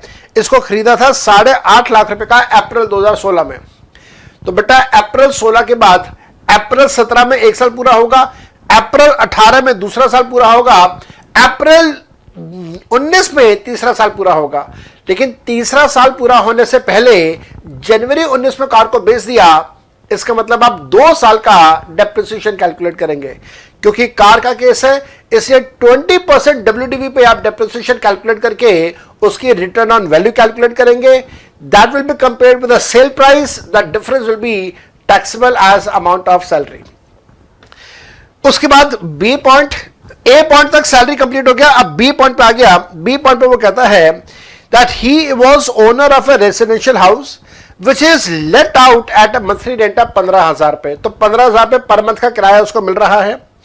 The fair rental value of the property for the let out period is 1,50,000 रुपए. यह बड़ी जरूरी बात है कि जितने पीरियड के लिए प्रॉपर्टी को लेट आउट किया उतने पीरियड का फेयर रेंटल वैल्यू 1,50,000 रुपए है. The house was self occupied by him from April 19 to March 19. तो 1 जनवरी, फरवरी, मार्च 3 महीने के लिए प्रॉपर्टी सेल्फ ऑक्युपाइड है और 9 महीने के लिए लेट आउट है. तो ध्यान देना, ये जो 1.5 लाख रुपए का अमाउंट आपको गिवन है, मैं थोड़ा सा नीचे कर रहा हूं, ये जो 1.5 लाख रुपए का अमाउंट गिवन है ये 9 महीने का गिवन है. अगर आपने 12 महीने का कैलकुलेट करना हो तो आराम से हो जाएगा. क्या ये फिगर आप आराम से कैलकुलेट कर सकते हैं? आंसर इज यस, आप आराम से कैलकुलेट कर सकते हैं. 1.5 lakh divided by 9 multiply by 12, that will give me 2 lakh रुपए. तो पूरे साल का फेयर रेंट आएगा 2 लाख रुपए. रेंट दिया हुआ है 15,000 रुपए. 15,000 रुपए 9 महीने का रेंट है. 15,000 को 9 से मल्टीप्लाई किया तो आया 135. 1,35,000 को 2 लाख के साथ कंपेयर करेंगे, दोनों का हायर आ जाएगा 2 लाख रुपए. तो ग्रॉस एनुअल वैल्यू 2 लाख रुपए, जीएवी 2 लाख रुपए का है. इसके बाद हमारे पास आ रहा है यहां पे कि he has taken a loan from bank for the amount of 2 lakh रुपए for the construction and he has repaid 1,05,000 रुपए इंक्लूडिंग इंटरेस्ट ऑफ 60,000 रुपए ड्यूरिंग द ईयर, 40,000 रुपए ड्यूरिंग द ईयर. तो मेरे बेटा इस 1,05,000 को 2 पार्ट्स में डिवाइड कर देंगे. इस 1,05,000 के अंदर इंटरेस्ट का अमाउंट आ जाएगा, इंटरेस्ट का अमाउंट आ जाएगा 40,000 रुपए का और 60,000 रुपए का प्रिंसिपल अमाउंट है जिसका डिडक्शन मिलता है अंडर सेक्शन 80C. ये बात भी हमें समझ आ रही है. इस 40,000 का डिडक्शन मिलेगा सेक्शन 24 सब सेक्शन बी में जाके. तो पार्ट बी खत्म हुआ. पार्ट ए में सैलरी था, पार्ट बी में हाउस प्रॉपर्टी था, पार्ट सी पे आ रही है. कहता है mister Satish sold equity shares of a different Indian companies on 14th of March 2019. A limited के शेयर्स बेचे हैं 150 रुपए के, जिसका सेल प्राइस था 120 रुपए का, परचेज प्राइस था 120 रुपए का. एक्वायर किया था 1 फरवरी के बाद, दैट इज 2 फरवरी 2018 को एक्वायर किया था. ये एक मुश्किल पॉइंट था. 2 फरवरी को एक्वायर किया. अगर 1 फरवरी से पहले एक्वायर किया होता तो कॉस्ट कैलकुलेट करने का एक यूनिक सिस्टम अप्लाई कर देते. अब क्योंकि इसको परचेज किया है 1 फरवरी या उसके बाद, तो नॉर्मल तरीके से आपने कॉस्ट कैलकुलेट करना है. कॉस्ट इसका दिया हुआ है, कितना कॉस्ट दिया हुआ है? 120 रुपए दिया हुआ है. 150 और 120 का डिफरेंस आपका 30 रुपए आ जाएगा. 30 रुपए का आपका कैपिटल गेन्स का अमाउंट बन रहा है. बी लिमिटेड के बारे में बात करते हैं. 82 रुपीज का सेल प्राइस है, 62 रुपीज का परचेज प्राइस था. तो डिफरेंस 20 रुपीज का आ रहा है. आपने यहां पे कैलकुलेट कर लेना है, या तो ये लॉन्ग टर्म एसेट होगा या शॉर्ट टर्म एसेट होगा. पीरियड ऑफ होल्डिंग के हिसाब से आपने कैलकुलेशन कर लेना है. याद रखिएगा, अगर लॉन्ग टर्म है, क्योंकि यहां पे लिखा हुआ कि एसटीटी पे हो चुका है, अगर वो लॉन्ग टर्म होगा तो एग्जेम्प्ट रहेगा, टैक्सेबल नहीं होगा. शॉर्ट टर्म है तो वो 115A में जाके 15% पे टैक्सेबल हो जाएगा. मैं लॉन्ग टर्म को एग्जेम्प्ट इसलिए कह रहा हूं कि ओवरऑल कैलकुलेशंस करके समझ आ रहा है कि अमाउंट 1 लाख रुपए से कम आएगा. 1 लाख रुपए तक का एग्जेम्पशन मिलता है 112A सेक्शन के अंदर. तो एक अच्छा खासा भारी भरकम एग्जामिनर ने क्वेश्चन दिया है. 14 नंबर की वेटेज में बिल्कुल जस्टिफाइड लग रही है. एग्जामिनर कहता है the sale proceeds were subjected to brokerage of 0.1%. तो ब्रोकरेज है तो सेलिंग एक्सपेंसेस भी आ गया यहां पे. And the security transaction tax of 0.125% of the gross consideration. मेरे बेटा सिक्योरिटी ट्रांजैक्शन टैक्स को सेलिंग एक्सपेंसेस नहीं मानते. यह बात हमें बताई गई थी in the 5th proviso of section number 48. तो सेक्शन 48 का 5वां proviso, STT is not a selling expense. आगे देखिएगा पॉइंट नंबर डी. अब हम लोग पॉइंट ए में सैलरी था, पॉइंट बी में हाउस प्रॉपर्टी था, पॉइंट सी में कैपिटल गेन्स था with latest amendments. Point D पे आएगा. He received income tax refund of 5750 which includes the interest of 750 रुपए. मेरे बेटा याद रखना, जैसे income tax payment profit and loss account में डेबिट नहीं करने देते, वैसे ही इनकम टैक्स रिफंड आपकी इनकम नहीं है। लेकिन हां, इनकम टैक्स रिफंड के ऊपर जो ब्याज मिल रहा है, जो इंटरेस्ट मिल रहा है, वो आपकी इनकम है, आपने उसे अदर सोर्सेज में डालना है। एग्जामिनर की चला के देखो, सैलरी पूछ लिया, हाउस प्रॉपर्टी पूछ लिया, कैपिटल गेन्स पूछ लिया, अदर सोर्सेज पूछ लिया, डिडक्शंस पूछ चुका है अभी तक। आगे पढ़िएगा point number E. Mister Satish made a payment of 80,000 रुपए wide check number by the check number. This is towards the medical insurance as a lump sum premium for himself and for his wife for 4 years. 4 years याद रखिएगा, 80,000 रुपए का पैसा 4 साल के लिए दिया। यह भी लेटेस्ट अमेंडमेंट है। 80,000 को 4 से डिवाइड करेंगे, 1 साल का अमाउंट 20,000 रुपए आएगा। यह भी इस साल का लेटेस्ट अमेंडमेंट है। पिछले साल तक हमने लोग क्या करते थे, जितना प्रीमियम दे दिया वो सारा का सारा इस साल डिडक्शन क्लेम कर लेते थे। इस साल का लेटेस्ट अमेंडमेंट आया कि अगर आपने 1 साल से ज्यादा का प्रीमियम दिया तो आपको सिर्फ प्रोपोर्शनल इस साल का जो प्रीमियम है उसका डिडक्शन मिलेगा। तो 80,000 रुपए 4 साल का दिया तो 1 साल का 20,000 रुपए दिया, याद रखना 20,000 का डिडक्शन मिलेगा। उसके आगे क्या कहता है, he also made a cash payment of 8,000 रुपए towards preventive health care checkup.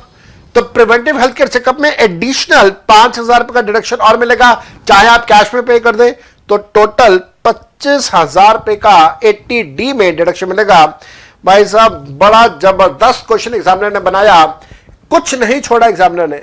Salary पूछ लिया, हाउस प्रॉपर्टी पूछ लिया, कैपिटल गेन्स पूछ लिया, डिडक्शंस पूछ लिया, कैपिटल गेन्स के लेटेस्ट अमेंडमेंट पूछ लिए, डिडक्शंस के लेटेस्ट अमेंडमेंट पूछ लिए, छोड़ नहीं रहा, बख्श नहीं रहा कहीं पे भी वो एग्जामिनर आपको। आगे देखिएगा, मिस्टर सतीश डिपॉजिटेड 1,30,000 रुपए in the public provident fund and 80,000 रुपए in the 5 year term deposits in the name of his minor son. लो जी, एक और मुसीबत। टर्म डिपॉजिट्स, टर्म डिपॉजिट्स का मतलब होता है जहां पे आप पैसा जमा करवाते हैं एक पर्टिकुलर टाइम पीरियड के लिए, उसे बोलते हैं टर्म डिपॉजिट। जनरली इसे आम भाषा में फिक्स डिपॉजिट कहा जाता है। याद रखना, फिक्स डिपॉजिट का पैसा अगर अपने नाम पे जमा होता है तब 80C में डिडक्शन मिलता है। अगर आप अपने बीवी बच्चों के नाम पे पैसा जमा करवा दो तो 80C का डिडक्शन नहीं मिलेगा। अच्छा, आप ये सोचोगे सर बीवी बच्चों को मिल जाएगा, उनको भी नहीं मिलेगा। यहां पे 80C के बारे में भी एग्जामिनर ने पूछ लिया। एग्जामिनर कह रहा है compute the total income and also compute the tax ability of mister Satish for the assessment year 2019-2020। मजेदार क्वेश्चन, अपने हाथ से सॉल्व कीजिएगा। मैंने आपको एक एक पॉइंट समझा दिया, क्या करना है, कैसे करना है। मैं यहां पे आपके सामने आया ही इसलिए हूं कि मैं आपको मॉक टेस्ट में क्वेश्चंस के एक एक पॉइंट को डिस्कस कर सकूं और आपको अवेयर करवा सकूं कि 3 जून को जो एग्जाम होगा उसमें आप क्या एक्सपेक्ट कर सकते हो। मुश्किल क्वेश्चन आएंगे, आप एक्सपेक्ट जरूर कर सकते हो। चलिए, सॉल्यूशन मैंने आपको दिया हुआ है, ये फाइल का डिस्क्रिप्शन में लिंक आपको मिल जाएगा, या अगर आप अदरवाइज आप मेरे से व्हाट्सएप पे लेना चाहें, व्हाट्सएप पे आप मेरे से ले सकते हैं। आगे क्वेश्चन नंबर 2 को ध्यान से पढ़िए, क्या कहता है। अब ये क्वेश्चन नंबर 2 में 4 नंबर का क्वेश्चन आ रहा है, छोटे छोटे क्वेश्चन है। अब जो क्वेश्चन है वो 7-7 नंबर के क्वेश्चन है। तो पहला क्वेश्चन 14 नंबर का, फिर 7 का, फिर 7 का, फिर 7 का। आइए जरा 7 नंबर का क्वेश्चन ये पढ़ते हैं, लेकिन इसके अंदर भी ब्रेकअप दिया हुआ इन्होंने। क्वेश्चन नंबर 2 का ए पार्ट का फर्स्ट पार्ट 4 नंबर का था। Explain the reason whether the following transaction attract income tax in India in the hands of the recipient. जिसको पैसा मिला क्या वो टैक्स पे करेगा या नहीं करेगा, ये आपने बताना है। Point number 1, salary is paid to mister Dinesh, a citizen of India, for 20 lakh रुपए by the central government for the services which are rendered और परफॉर्म्ड एट लंदन। मेरे बेटा याद रखिएगा, सेक्शन 9 में एक बेसिक प्रिंसिपल है कि सैलरी एक्रू उस जगह पे होती है जहां पे सर्विसेज परफॉर्म की जाती हैं।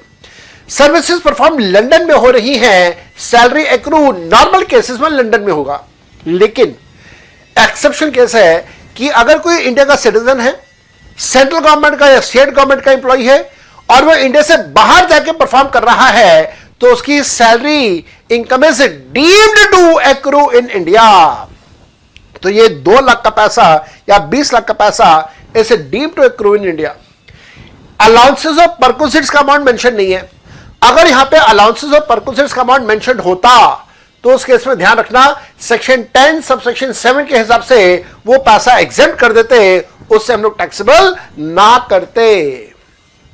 Next question number 2, royalty is paid to Raja a non resident by miss Mukta a resident for the business carried on in Sri Lanka. यहां पे आगे बात सारी बिजनेस कहां पे हो रहा है, बिजनेस हो रहा है श्रीलंका में। बेटा अगर ये बिजनेस इंडिया में होता तो royalty income would have been deemed to accrue and arise in India, लेकिन क्योंकि business is in Sri Lanka royalty income does not accrue and arise in India, तो इसलिए वो टैक्सेबल नहीं होगी। यहां पे दोनों पॉइंट्स में एग्जामिनर ने सेक्शन नंबर 9 पूछा है। नेक्स्ट आंसर्स दिए हुए हैं, मैंने आपको आंसर्स यहां पे दे दिए हैं, आप आंसर्स को आराम से देख सकते हैं, कोई इश्यूज नहीं होना चाहिए। उसके बाद सेकंड पार्ट इसका है, 3 नंबर का क्वेश्चन था, miss Anjali is a non resident residing in London since 1990 came back to India on 19 February 2017 for the permanent settlement in India. Explain the residential status of Miss Anjali for the assessment in 1920 in accordance with the various provisions of Income Tax Act. ये तो आसान सा था, ये तो straight forward question था, Laddu question था, मेरे को नहीं लगता इसमें कोई परेशानी होगी। 19 फरवरी 2017 को आई है, दैट इज फाइनेंशियली 16-17 में आई है। 16-17 के बाद 17-18 में रेसिडेंट, 18-19 में रेसिडेंट, तो बेसिक कंडीशन तो सेटिस्फाई हो गई 182 डेज वाली, तो रेसिडेंट तो है, लेकिन पिछले 10 सालों का डाटा चेक करेंगे तो फिर अब पता चलेगा कि ये सिर्फ पिछले 10 सालों में से 1 साल के लिए रेसिडेंट है, बाकी कंडीशन फेल हो रही है, तो इसका मतलब status is not ordinary resident of India या एनओआर ऑफ इंडिया। 3 नंबर का छोटा सा आसान सा क्वेश्चन था। क्वेश्चन नंबर 2 का बी पार्ट का पहला पॉइंट 4 नंबर का, examine the applicability of tax deduction at source provision, the rate and the amount of the tax deduction in the following cases in the financial year 2018-2019। वो पूछ रहा है कि TDS के बारे में बताओ। अब देखो मेरे बेटा, आप सबके साथ यहां पे एक बात डिस्कस कर रहा हूं, मैंने अपना एक मिनी बैच तैयार किया है जिसके अंदर मैं ऑनलाइन क्लासेस है, ये वाली मैं आपको ऑनलाइन क्लासेस दूंगा या आप डाउनलोडेबल लिंक के थ्रू क्लासेस ले सकते हैं, और वीडियो क्लासेस है, रिकॉर्डेड क्लासेस हैं, जिसके अंदर मैंने कुछ बड़े बड़े चैप्टर्स को कवर किया है, जैसे सैलरी है, बिजनेस एंड प्रोफेशन है, कैपिटल गेन्स है, डिडक्शंस है इनकम टैक्स के अंदर। इसी प्रकार से अगर मैं जीएसटी में आ जाऊं तो जीएसटी के टीडीएस भी है, इनकम टैक्स के अंदर टीडीएस भी है। अगर मैं जीएसटी में आ जाऊं तो वहां पे हमारे पास आ जाता है वैल्यूएशन, एग्जेम्पशन, कॉम्पोजिशन स्कीम, और साथ साथ में एक और चैप्टर है आईटीसी का। तो 5 चैप्टर इनकम टैक्स में और 4 चैप्टर हमारे जीएसटी के अंदर, टोटल 9 चैप्टर मैंने कवर किए हैं। मिनी बैच है जिसकी फीस बड़ी नॉमिनल सी है, बड़ी नॉमिनल सी फीस है। ये 9 चैप्टर ऐसे हैं जो कि आपके एग्जाम का टोटल 60% कवर करते हैं, आराम से 60% के आसपास वो ये 9 चैप्टर आपको एग्जाम में कवर करके देते हैं। अगर आपके इन चैप्टर्स के अंदर हाथ थोड़ा सा कमजोर है तो आप मेरे से वो क्लासेस ले सकते हैं। एक और बात बता देता हूं, क्लासेस चैप्टर वाइज भी अवेलेबल है। अगर आपको लगता है नहीं साहब मेरा बिजनेस एंड प्रोफेशन कमजोर है, बाकी तो मैं कर लेता हूं, तो ठीक है, सिर्फ बिजनेस एंड प्रोफेशन की क्लास ले लीजिए हमसे, वो ऑप्शन भी हम लोगों ने अपने वेबसाइट के ऊपर रखा हुआ है, even that is possible.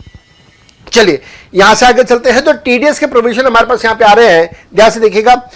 Payment of 33,000 रुपए has been made to John Smith, an Australian cricketer, by an Indian news agency on 22 August 2018 for the contribution of articles in relation to the sports of cricket. मेरे बेटा, अगर आप किसी foreign player को newspaper के articles के लिए पैसा दे रहे हैं, टीडीएस करना उसके ऊपर जरूरी है, और टीडीएस होता है सेक्शन 194E में। याद रखना एक और बात का, क्योंकि पेमेंट हम नॉन रेसिडेंट को कर रहे हैं, इस वजह से हेल्थ एंड एजुकेशन सेस लगाना भी जरूरी होगा, आप उससे बच नहीं पाएंगे। तो ये आपके पास 194E का एक कंसेप्ट आ रहा है। आगे देखेंगे, the payment is made by a company to a sub contractor mister x. मेरे बेटा, क्योंकि यहां पे सब कॉन्ट्रैक्टर वो लिखा हुआ है, तो 194C यहां पे अप्लाई होगा। मिस्टर एक्स आइडेंटिफाई करता है इस चीज को कि रेट ऑफ टीडीएस कितना करना है, रेट ऑफ टीडीएस 1% लगाना है या रेट ऑफ टीडीएस 2% लगाना है। ये मिस्टर एक्स से हमें पता चल रहा है कि टीडीएस का रेट 1% हमने यहां पे अप्लाई करना है। अमाउंट 3.5 लाख रुपए का है और आउटस्टैंडिंग अमाउंट दिया हुआ है 1,35,000 रुपए का। मेरे बेटा, हमेशा याद रखना, टीडीएस का कंसेप्ट कहता है कि TDS has to be done at the time of payment और at the time of credit whichever is earlier. तो देने वाले ने अपने अकाउंट्स के अंदर मिस्टर एक्स को क्रेडिट किया होगा। कितने से क्रेडिट किया होगा? 3.5 लाख की पेमेंट करी है, 1,35,000 रुपए अभी बकाया है, तो टोटल 4,85,000 रुपए से एक्स के अकाउंट को क्रेडिट किया होगा और एक्सपेंसेस को प्रॉफिट एंड लॉस अकाउंट को डेबिट किया होगा। याद रखना, 4,85,000 में से 3,50,000 रुपए दे दिया, बाकी बकाया है 1,35,000 रुपए। कोई बात नहीं, टीडीएस तो क्रेडिट के हिसाब से हो जाएगा, तो टीडीएस पूरे अमाउंट के ऊपर होगा 4,85,000 के ऊपर। एक ब्रिलियंट क्वेश्चन था। ऐसे क्वेश्चन पहले भी एग्जाम के अंदर पूछे जा चुके हैं। अब आप सोचेंगे सर पहले पूछे जा चुके एग्जाम के अंदर हमें वो क्वेश्चन कहां से मिलेंगे? तो उसका बड़ा सीधा सा तरीका है, मेरे पास एक किताब है जिसका नाम है प्रोडिजी। मैंने नाम रखा हुआ है प्रोडिजी। प्रोडिजी का मतलब होता है कुछ अद्भुत, something which is unique, something which is अद्भुत, उससे हम लोग बोलते हैं प्रोडिजी। इस प्रोडिजी नाम की किताब के अंदर पूरे इनकम टैक्स की समरी है और साथ साथ में एग्जामिनेशन क्वेश्चन का सोल्यूशन भी है, पास 15 सालों के। तो अगर आपके पास वो प्रोडिजी किताब है तो बहुत अच्छी बात नहीं है, तो सोच क्या रहे हो भाई, वेबसाइट पे जाओ, ऑर्डर करो, 5 दिन में किताब आपके पास पहुंचेगी। ये जो किताब है आपकी बहुत मदद करेगी और इस प्रकार के सैकड़ों क्वेश्चन उसके अंदर विद सॉल्यूशन दिए हुए हैं। पास एग्जाम के क्वेश्चन हैं, वैसे क्वेश्चन इस बार भी आएंगे। हाँ, थोड़ा सा लेवल इस बार बढ़ गया है। चलिए तो आगे चलते हैं। क्वेश्चन नंबर बी का सेकंड पार्ट जो 3 नंबर का था, examine with reasons whether the following statements are true और फॉल्स। तो आपने सिर्फ ट्रू और फॉल्स बताना है विद रिगार्ड, और रीजंस भी देने हैं with reasons, with regard to the provision of income tax act 1961। The assessing officer has a power inter alia to appoint to allot PAN to any person by whom no tax is payable। या ध्यान रखिएगा, उसके पास से power है assessing officer के पास कि वो किसी भी व्यक्ति को पैन अलॉट कर सकता है। Answer is yes, he has this power. अगर गवर्नमेंट ने नोटिफाई किया है कोई special category of people like exporters, like importers, तो चाहे उनका कोई टैक्स पेमेंट नहीं है, स्टिल असेसिंग ऑफिसर के पास पावर है कि उनको पैन अलॉट कर सकता है। सेकेंड पार्ट, where the कर्ता of a Hindu undivided family is absent from India, कर्ता इंडिया में नहीं है, एब्सेंट इंडिया से, the return of income can be verified by any male member of the family। 100% गलत भाई। सेक्शन 140 साफ साफ हमें बताता है that if कर्ता is absent, ITR can be signed by any other adult member of the family, be it male or be it female, कोई फर्क ही नहीं पड़ता। तो ITR के क्वेश्चन पूछ लिए एग्जामिनर ने यहाँ पे, तो बढ़िया पेपर बनाया, टीडीएस कवर कर लिया, रेसिडेंशियल स्टेटस कवर कर लिया, अभी तक सैलरी कवर हो गया, आईटीआर का चैप्टर कवर हो गया, डिडक्शंस आ गया, कैपिटल गेन्स आ गया, अदर सोर्सेस आ गया। कौन सी चीज है जो एग्जामिनर ने छोड़ दी है? आइए जरा देखें बिजनेस एंड प्रोफेशन में एग्जामिनर ने क्या पूछा है। इस बार बिजनेस एंड प्रोफेशन में एक बड़ा अमेंडमेंट हुआ है जहां पे सेक्शन 44AE में अमेंडमेंट किया गया है और उससे रिलेटेड प्रैक्टिकल क्वेश्चन एग्जामिनर ने यहां पे डाल दिया, जहां से पड़ेगा 5 नंबर का क्वेश्चन है, क्वेश्चन 3 का ए पार्ट 5 नंबर का। Mister Sitander is engage in the business of plying of goods carriage. Plying का मतलब होता है चलाना। On 1 April 2018 he owns 10 trucks out of which 5 are heavy goods vehicle and the gross weight of each vehicle is 17,000 per kg, 17,000 kilo. तो heavy goods vehicle का wait दिया हुआ है। ध्यान देना, आज से अगर मैं 5-6 साल पहले की बात करूं तो आज से 5-6 साल पहले ये होता था कि ट्रक कितना वजन उठा सकता है उसके बेसिस के ऊपर प्रिज्यूम्ड इनकम कैलकुलेट होती थी। उसके बाद फिर रूल्स को बदला और इस साल से अरुण जेटली साहब ने फिर से रूल्स को बदल दिया। अरुण जेटली साहब ने कहा ये नहीं देखेंगे कि ट्रक कितना वजन उठा सकता है, हम ये देखेंगे कि ट्रक का वजन कितना है। अगर ट्रक का वजन जैसे इस एग्जांपल के अंदर आ रहा है 17,000 टन है या 17,000 किलो है, जो 17 टन बन जाता है, तो पर टन के हिसाब से हम 1,000 रुपए का मंथली उसकी इनकम मानेंगे पर टन। तो यहां पे 17 टन का ट्रक है तो 17 × 1000 पे 17,000 रुपए पर ट्रक की इनकम बन जाएगी। यहां पे मैंने सोल्यूशन आपको दिया हुआ है। साथ साथ में आगे बढ़ते हैं। On 5 May 2018 he sold 1 heavy goods vehicle and purchased a light goods vehicle on 8 मई 2018। तो एक को बेचा, उस एक के बदले में दूसरा खरीद लिया।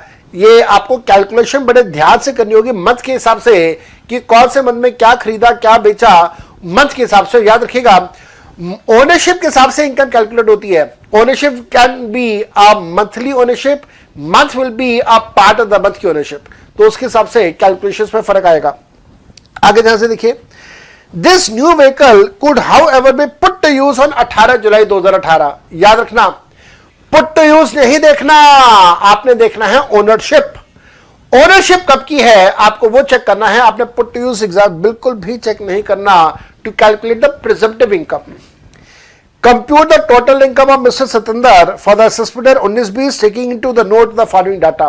तो आपको ये डाटा दे रहा है, आप इस डाटा को यूज करके इसकी नॉर्मल इनकम कैलकुलेट कर सकते हो। नॉर्मल इनकम को प्रिज्यूम्ड इनकम के साथ कंपेयर करना, दोनों में से जो हायर होगा, क्या बोला मैंने, हायर, लोअर नहीं। इस साल का अमेंडमेंट है, आप हायर लेते हैं लोअर नहीं लेते, इस वजह से हायर के हिसाब से आपने इनकम की कैलकुलेशंस करनी है। तो मैंने सोल्यूशन यहां पे दिया हुआ है, बड़े फर्स्ट क्लास तरीके से आपको सोल्यूशन दे दिया। सोल्यूशन देखोगे तो आपको सारी बातें समझ आएंगी।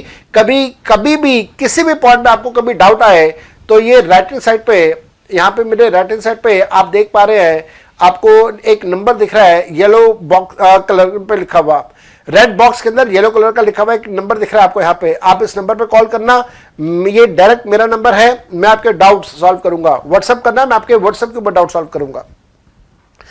क्वेश्चन नंबर 3 का बी पार्ट 2 नंबर का था, क्योंकि पहला 5 नंबर का था तो ये 2 नंबर का था, तो टोटल 7 नंबर हो गए। On 29 December 2018 mister Gaurav who is a bank employee received 7 lakh रुपए towards interest on enhanced composition. लो जी, इंटरेस्ट ऑन एनहांस्ड कंपोजिशन तो एकदम से हमारे दिमाग की बत्तियां जल जानी चाहिए। इंटरेस्ट ऑन एनहांस्ड कंपोजिशन तो जाता है अदर सोर्सेस में, सेक्शन नंबर 56, उसमें से सेक्शन 57 के हिसाब से 50% का डिडक्शन मिलता है, बाकी का 50% टैक्सेबल होता है। अब ये जो 50% टैक्सेबल है कौन से ईयर में होगा, कौन सी ईयर में होगा, ये कैश बेसिस के हिसाब से टैक्सेबल होता है। सेक्शन 145B ये बात बोलता है कि कैश बेसिस के हिसाब से टैक्सेबल करना है, एक्रूअल के हिसाब से नहीं करना, जिस साल मिलेगा उस साल टैक्सेबल करना है। ठीक है जी, आगे चलते हैं यहां से। तो आसान सा क्वेश्चन था 2 नंबर का ये भी। फिर हम आते हैं क्वेश्चन नंबर 3 का सी पार्ट जो 7 नंबर का था। तो ध्यान देना, पहला 5 नंबर का, फिर 2 नंबर का, फिर 7 नंबर का, तो दैट मींस टोटल 14 नंबर का क्वेश्चन आ रहा है। तो 14 नंबर के क्वेश्चन है, बड़े बड़े क्वेश्चन आ रहे हैं, छोटे छोटे क्वेश्चन नहीं है, आसान नहीं है, मुश्किल क्वेश्चन आ रहे हैं। ध्यान से पढ़ेगा, ये क्वेश्चन भी रिपीट हुआ, ये पहले हमारे एग्जाम में आ चुका है, एग्जाम का ही क्वेश्चन है, उसी को रिपीट किया है एग्जामिनर ने। सारे के सारे एग्जाम के क्वेश्चन आपको मेरी किताब प्रोडिजी के अंदर मिल जाएंगे। आप प्रोडिजी की किताब देखेंगे, उसके अंदर सारे क्वेश्चन ये वाले मिल जाएंगे आपको। चलिए आगे देखिएगा, क्वेश्चन नंबर 3 का सी पार्ट 7 नंबर का। Miss Harsha purchased land at the cost of 45 lakh rupees in the financial year 7-8 and held the same as her capital asset till 31st March 2017. She started her real estate business on 1st of April 2017 and converted the said land into the stock in trade. The conversion of capital asset into the stock in trade का दूसरा question examiner ने पूछ लिया। बड़ी कमाल की बात है, एक कंसेप्ट के ऊपर 2 क्वेश्चन एक ही पेपर के अंदर, थोड़ा सा सरप्राइजिंग था मेरे लिए। चलिए कोई बात नहीं, आगे बढ़ते हैं। She started her real estate business on 1st of April 2017 and converted the said land into the stock in trade of her business on the said date when the market value was 225 lakh रुपए। तो capital gains की calculation करने के लिए sale consideration will be taken to be 225 lakh रुपए। She constructed 15 flat of equal size, equal quality, equal dimensions. The cost of construction of each flat was 15 lakh रुपए। तो जमीन के ऊपर फ्लैट बनाए, 15 फ्लैट बनाए, उसकी कीमत 15 लाख रुपए की है। The construction was completed in January 2019. She sold 10 flats at 40 lakh rupees in March 2019। याद रखना मेरे बेटा, 15 बनाए, 15 में से 10 बेचे, तो जो 10 बेचे उसके बिजनेस एसेट हैं, अब कैपिटल एसेट नहीं है, बिजनेस एसेट है, और बिजनेस एडजस्टमेंट होने की वजह से आप बिजनेस इनकम कैलकुलेट करेंगे, आप कैपिटल गेन्स कैलकुलेट नहीं करेंगे। लेकिन हां, कन्वर्जन की वजह से कैपिटल गेन्स भी कैलकुलेट होगा। अब जमीन के ऊपर तो 15 फ्लैट बनाए थे, बेचे 10 हैं, तो आपको 10 के प्रोपोर्शनेट कैलकुलेशन करते हुए अपनी कैलकुलेशंस को अंजाम देना होगा। मैंने सोल्यूशन दिया हुआ है, आप उस सोल्यूशन को आराम से देख सकते हैं। आगे देखते हैं वो क्या कहता है। एग्जामिनर कहता है the remaining 5 flats were held as stock in trade on 31 March 2019। ठीक है, she invested 50 lakh in the bonds of national highway authority of India on 31 March 2019, जो कि विद इन 6 मंथ्स हो रहा है, एंड अनदर 50 लाख रुपए in the bonds of rural electrification corporation in April 2019। मेरे बेटा टोटल इन्वेस्टमेंट ये कर रही है within the period of 6 months, लेकिन एक फाइनेंशियल ईयर में 50 लाख, दूसरे फाइनेंशियल में और 50 लाख। पी चिदम्बरम साहब का अमेंडमेंट है आज से कोई 5 या 6 साल पहले कि अगर आप विद इन 6 मंथ्स इन्वेस्टमेंट कर रहे हो लेकिन 2 अलग अलग फाइनेंशियल ईयर में कर रहे हो, तो ओवरऑल डिडक्शन आपको 50 का ही मिलेगा। 50 प्लस 50 करके 100 का एग्जामिशन नहीं ले सकते आप। 54 ईसी की बात हो रही है यहाँ पे। 54 ईसी में भी इस बार का अमेंडमेंट है कि 54 ईसी पहले होता था कि किसी भी एसेट के ऊपर आपको मिल जाएगा, लेकिन अब इन्होंने कर दिया सिर्फ लैंड और बिल्डिंग के बेस पे मिलेगा। तो अमेंडमेंट है वहां पे भी, याद रखिएगा इस चीज का। बाकी तो काफी आसान सा है, और कुछ नहीं है। फिर वो कह रहा है compute the amount chargeable to capital gains and the business income in the hands of missus Harsha arising from the above transaction for the assessment in 1920, indicating clearly the reasons for the treatment of each item. तो reasons मैंने आपको बता दिए हैं, क्या करना है, कैसे करना है। सोल्यूशंस मैंने आपको दिए हुए हैं। क्वेश्चन नंबर 4 का ए पार्ट 7 नंबर का है। अगेन मुश्किल है। जब मैं इसको सोल्यूशन बना रहा था तो जनरली ये मुश्किल था, आसान नहीं था। कहता है examiner compute the total income of mister Sahil for the assessment in 1920। Income from business before adjusting the following items 2,50,000 रुपए। ये सारी चीजें भी एडजस्ट नहीं हुई है, करनी है अभी adjust. Business loss brought forward आपको एडजस्ट करना है, ठीक है। करंट ईयर का डेप्रिसिएशन आपको एडजस्ट करना है, ठीक है। And unabsorbed depreciation of earlier वो भी है, वो भी करना है। यहां पे आगे एक सबसे बड़ा चैलेंज, अगर आपको ब्रॉड फॉरवर्ड लॉस भी गिवन हो और अगर आपको ब्रॉड फॉरवर्ड डेप्रिसिएशन भी गिवन हो, तो आप पहले क्या एडजस्ट करेंगे? मेरे बेटा आप पहले हमेशा लॉस को एडजस्ट करेंगे। रीजन है इसके पीछे, loss can be carry forwarded for maximum of 8 years, but unabsorbed depreciation carry forward हो सकता है for unlimited period of time. उसकी कोई लाइफ नहीं है, तो जितने साल तक चाहो उतने साल तक आप कैरी फॉरवर्ड कर देंगे उसे, क्योंकि लॉसेस की लाइफ है। इस वजह से लॉस पहले एडजस्ट करो, उसके बाद अगर जरूरत पड़े तो अनअब्सॉर्ब्ड डेप्रिसिएशन को लेस ऑफ करो। लेकिन सीक्वेंस में सबसे पहले करंट ईयर का डेप्रिसिएशन सेट ऑफ होगा। तो यहां पे एग्जामिनर ने जबरदस्त अंडरस्टैंडिंग आपकी चेक करी है। पहले करंट ईयर का डेप्रिसिएशन, उसके बाद drop forward depreciation, drop forward loss, उसके बाद ड्रॉप फॉरवर्ड डेप्रिसिएशन लास्ट में। ड्रॉप फॉरवर्ड डेप्रिसिएशन अगर पूरा सेटअप ना हो पाए तो कोई बात नहीं, बाकी सभी इनकम के साथ भी सेटअप हो सकता है, चाहे वो हाउस प्रॉपर्टी हो, चाहे वो बिजनेस एंड प्रोफेशन हो, चाहे वो कैपिटल गेन्स हो। लेकिन हां, आप सेटअप नहीं कर पाओगे 2 इनकम से। एक सैलरी के इनकम से सेटअप नहीं होगा, दूसरा कैजुअल इनकम से सेटअप नहीं होगा ड्रॉप फॉरवर्ड डेप्रिसिएशन। बाकी आप कहीं से भी कर देना। तो सारा का सारा क्वेश्चन इसी के आसपास घूमता है। ये question set of and carry forward losses का है, जहां पे लॉसेस का क्या ट्रीटमेंट करना है उससे रिलेटेड एग्जामिनर आपकी नॉलेज को टेस्ट कर रहा है। जबरदस्त बढ़िया क्वेश्चन बनाया था एग्जामिनर ने। आगे बढ़ेगा, कहता है examiner that income from house property the gross annual value is 5,10,000 रुपए। तो जीएवी दिया हुआ है, म्युनिसिपल टैक्सेस पेड दिया हुआ है, आपको हाउस प्रॉपर्टी इनकम निकालना है 30% का डिडक्शन देने के बाद। Mister Sahil sold a plot at Noida on 12 September 2018 for the consideration of 7,90,000 रुपए, which had been purchase by him on 20 September 2016, 20 December 2016 at the cost of 6,10,000 रुपए। मेरे बेटा विद इन 2 years बेच रहा है, इस वजह से short term capital gains calculate होगा, ध्यान रखिएगा। लॉन्ग टर्म कैपिटल लॉस दिया हुआ है 90,000 रुपए का। लॉन्ग टर्म का लॉस शॉर्ट टर्म की इनकम के साथ सेटअप नहीं हो सकता, इस बात का आपको ध्यान रखना है। Long term capital gain on sale of debenture दिया हुआ है 1,35,000 का, तो लॉन्ग टर्म का लॉस इस 1,35,000 की इनकम के साथ सेटअप हो रहेगा, ध्यान रखना इस बात का। Dividend on shares which are held in stock in trade exempt होगा, अगर ये डिविडेंड डोमेस्टिक कंपनी से आ रहे हैं तो एग्जेम्प्ट होगा।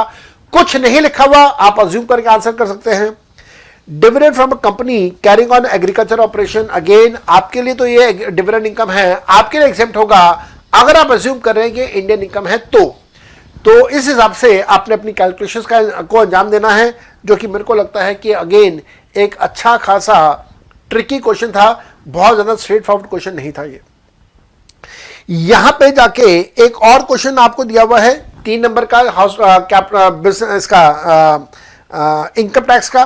कहता है एग्जामिनर, आकाश गिफ्टेड 5 लाख रुपए to his wife Suman on her birthday.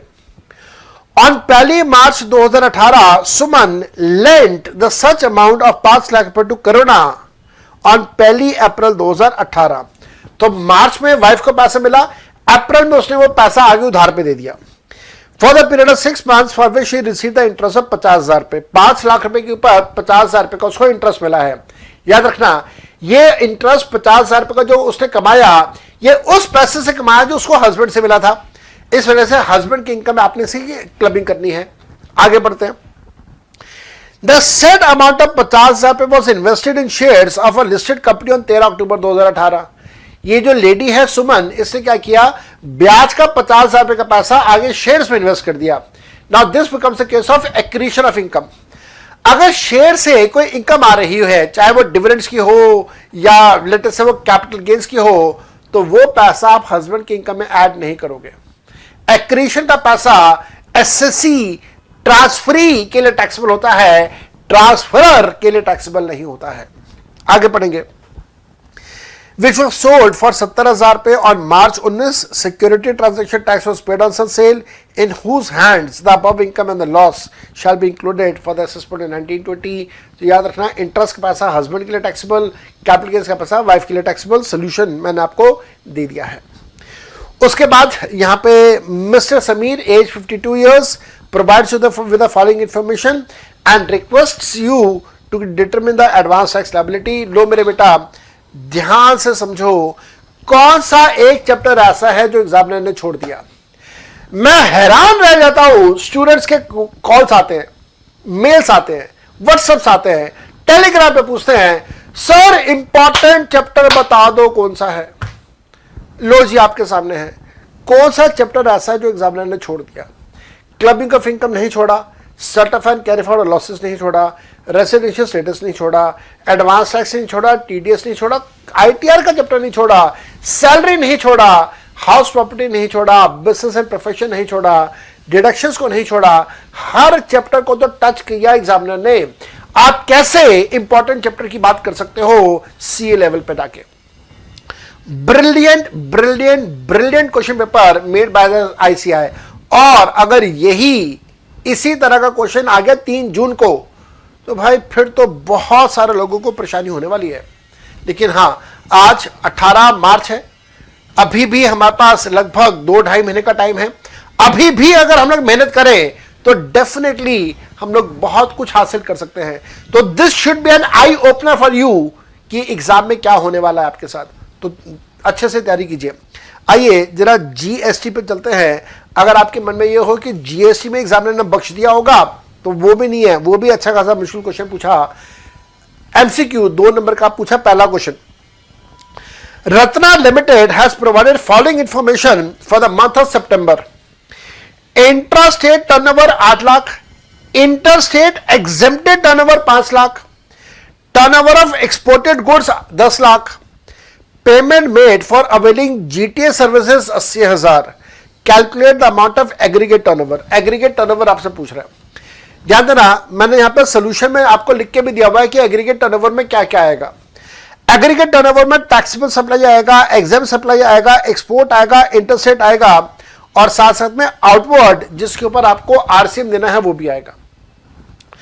Turnover में क्या नहीं आएगा, टर्नओवर में ये सारी की सारी चीजें आप नहीं लेते हैं, और साथ साथ में जो आपने सर्विसेज या गुड्स लिए हैं जिसके ऊपर आपने आरसीएम के हिसाब से जीएसटी पे करना है वो भी नहीं आएगा। तो कहने का मतलब यह है कि बस ये लास्ट पॉइंट 4 नहीं आएगा, बाकी तो सब कुछ आएगा। इन सबको जब आप ऐड कर दोगे तो आपके पास एग्रीगेट टर्नओवर आ जाएगा। 8 जमा 5 जमा 10, 8 जमा 5 इस 13, 13 जमा 10 इस 23, तो 23 लाख रुपए का आंसर है। अच्छा खासा कंसेप्चुअल बेस्ड क्वेश्चन था 2 नंबर का। अगला क्वेश्चन भी 2 नंबर का है, ध्यान से पढ़ो। एग्जामिनर क्या कहता है? एग्जामिनर कहता है which are the following services received without consideration amounts to supply. याद रखना बेटा, सर्विसेज विदाउट कंसिडरेशन में हम लोग यूज करते हैं शेड्यूल नंबर 2, सेक्शन नंबर 7 का शेड्यूल नंबर 2 यूज करते हैं। क्या कहता है? ध्यान से पढ़ते जाना, ये मुश्किल है, आसान नहीं है।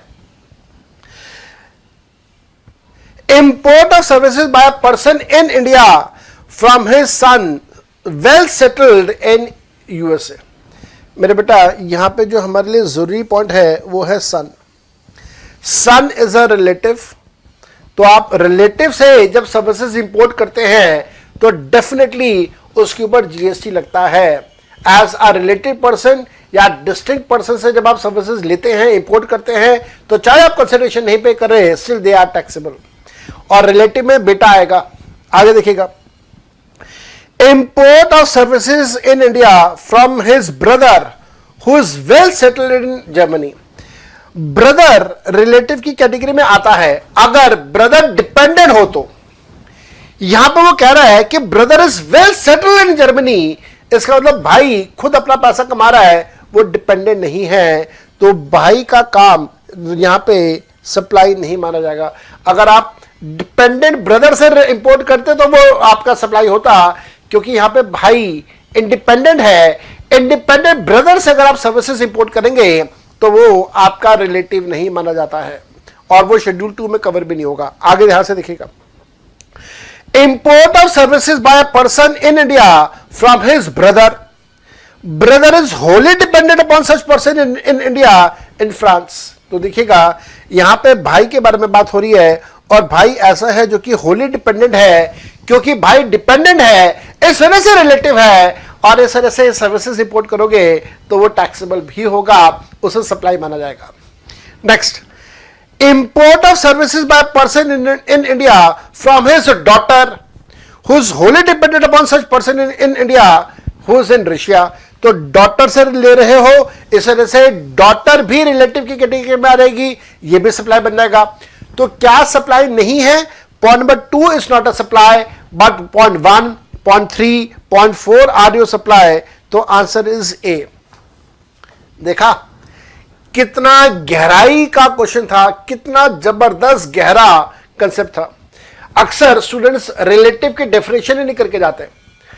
अगर आपने रिलेटिव की डेफिनेशन नहीं करी है तो आप इस क्वेश्चन को ट्राई बिल्कुल नहीं कर पाएंगे। हाँ, तुक्के मारने हो तो एक अलग बात है, लेकिन आप ट्राई नहीं कर पाएंगे, और ट्राई विद अटर कॉन्फिडेंस तो बिल्कुल भी नहीं कर पाएंगे, क्योंकि कंसेप्ट नहीं आता। तो देखिए मुश्किल है, डगर आसान नहीं है, मुश्किल डगर है भाई ये वाली। मई में अगर या जून में अगर इस प्रकार के क्वेश्चन आए तो डेफिनेटली एग्जामिनर तंग करेगा, और बहुत तंग करेगा। नेक्स्ट हमारे पास अब एक एक नंबर के क्वेश्चन हैं, 3 से लेकर 7 तक, 3 से लेकर 10 तक 8 क्वेश्चन हमारे पास हैं जो कि एक एक नंबर के हैं। Services by way of admission to dash are exempt from GST. Admission का मतलब है जहां पे टिकट लेके हमें एंटर करना होता है, उसके बारे में बात कर रहे हैं।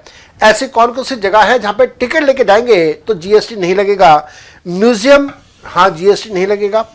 नेशनल पार्क जीएसटी नहीं लगेगा। टाइगर रिजर्व जीएसटी नहीं लगेगा। तो आंसर है ऑल ऑफ द अबव। सभी केसेस में जीएसटी चार्ज नहीं होगा जब टिकट लेके एंटर करेंगे तो।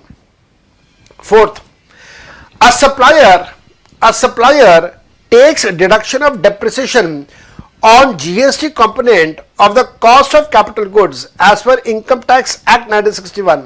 The supplier can, याद रखिएगा मेरे बेटा, अगर आपने जीएसटी के ऊपर डेप्रिसिएशन क्लेम कर लिया तो फिर आप आईटीसी क्लेम नहीं कर पाओगे सेक्शन 16(3) के हिसाब से। तो आईटीसी ले लो या डेप्रिसिएशन ले लो, दोनों चीजें तो आपको मिल नहीं सकती है। क्वेश्चन नंबर 5 ध्यान से करेंगे। क्वेश्चन नंबर 5 क्या कहता है? एग्जामिनर कहता है which are the following person is not eligible for composition scheme even though their aggregate turnover does not exceed 1 crore in the preceding financial year in the Uttar Pradesh. Again एक बड़ा जबरदस्त क्वेश्चन एग्जामिनर ने दिया, वो ये पूछ रहा कि कॉम्पोजिशन स्कीम के लिए वो एलिजिबल नहीं होगा, कब नहीं होगा। कॉम्पोजिशन स्कीम का एक बड़ा जबरदस्त फंडामेंटल है कि अगर कोई व्यक्ति सर्विसेज दे रहा है, टैक्सेबल सर्विसेज दे रहा है, तो वो कॉम्पोजिशन स्कीम नहीं ले सकता। इस बार अमेंडमेंट आ चुका है जो कि मई एग्जाम के लिए अप्लाई नहीं होगा, नवंबर के लिए अप्लाई होगा। मैं वो डिस्कस भी नहीं कर रहा, लेकिन अमेंडमेंट इसमें सर्विसेज से रिलेटेड आ चुका है। चलो बिना अमेंडमेंट के इस पॉइंट को जरा डिस्कस करें। अगर टैक्सेबल सर्विसेज हैं इन्वॉल्व, तो उस केस में कॉम्पोजिशन स्कीम नहीं लिया जा सकता, हाँ रेस्टोरेंट्स को छोड़ के। तो अब जरा देखते हैं कि कौन कौन से केसेस हैं। Be very very careful. A person supplying restaurant services composition scheme ले सकता है, बिल्कुल ठीक बात है। अ person supplying restaurant services and earning bank interest, मेरे बेटा कॉम्पोजिशन स्कीम का चैप्टर ध्यान से पढ़ना, वहां पे पेमेंट ऑफ इंटरेस्ट के बारे में बात करता है, अर्निंग इंटरेस्ट के बारे में बात नहीं कर रहा। तो ये भी कॉम्पोजिशन स्कीम ले सकता है। आगे यहां पे बताना ये कौन नहीं ले सकता। Next, a person supplying restaurant services and warehousing of rice exempt होता है, टैक्सेबल नहीं होता, तो ये भी कॉम्पोजिशन स्कीम ले सकता है। And then a person supplying restaurant services and warehousing of processed tea agriculture product नहीं है, टैक्सेबल है, जीएसटी लगेगा इसकी वेयर हाउसिंग के ऊपर, तो फिर ये एक व्यक्ति ऐसा है जो कॉम्पोजिशन स्कीम नहीं ले पाएगा। क्वेश्चन नंबर 6 ध्यान से करना। The time of supply of services in case of reverse charge mechanism is, एक तो यहां पे बात हो रही है आरसीएम की, दूसरी बात हो रही है सप्लाई ऑफ सर्विसेज की। तो आरसीएम में सप्लाई ऑफ सर्विसेज में 60 दिन वाला कंसेप्ट लगता है, आपको यह बात याद होनी चाहिए। इस वजह से आंसर होगा जिस तारीख पे पेमेंट कर रहे हो या 60 दिन वाला concept, which ever is earlier, answer is D earlier. Earlier इस वजह से लिया जाता है क्योंकि सरकार चाहती है कि हमें जल्दी से जल्दी जीएसटी का पैसा मिल जाए, इसलिए अर्लियर लेते हैं हम लोग सब जगह पे। Question number 7, which of the following services does not fall under reverse charge provision as contained in section 9 subsection 3 of CGST Act? कौन से केस में आरसीएम नहीं लगेगा, ये पूछ रहा examiner. Services supplied by arbitral tribunal to a business entity, yes RCM लगता है। Sponsorship services by partnership firm, हाँ आरसीएम लगता है यहां पे भी। Sponsorship services provided to any body corporate, हाँ जी यहां पे भी आरसीएम लगता है। तो answer is none of the above, इन सभी केसेस में आरसीएम लगता है, ऐसा कोई भी केस है यहां पे आरसीएम ना लगे। Next, the transfer of dash by rail are exempt from GST, अगर आप बाय ट्रेन गुड्स लेके जा रहे हैं तो एग्जेम्पशन है, कौन से केस में? मिल्क, हाँ एग्जेम्प्ट है। सॉल्ट, हाँ एग्जेम्प्ट है। डिफेंस इक्विपमेंट, हाँ ये भी एग्जेम्प्ट है। तो आंसर आ गया all of the above. Question number 9, alcoholic liquor for human consumption is subjected to, liquor शराब के ऊपर जीएसटी क्यों नहीं लगता, इसके बारे में डिटेल्ड एक्सप्लेनेशन मैं अपनी क्लास में कर चुका हूं। क्यों नहीं लगता? स्टेट गवर्नमेंट्स के पास सारी पावर थी, सारा का सारा पैसा शराब बनाने के ऊपर, एक्साइज ड्यूटी का पैसा स्टेट गवर्नमेंट के पास जाता था। पहले शराब बिकती थी, तो चाहे वो शराब इंट्रा स्टेट सेल में बिक रही है या इंटर स्टेट सेल में बिक रही है, दोनों सिचुएशन में शराब के बिकने पे सारा का सारा सेल्स टैक्स का पैसा उस पर्टिकुलर स्टेट को मिलता था।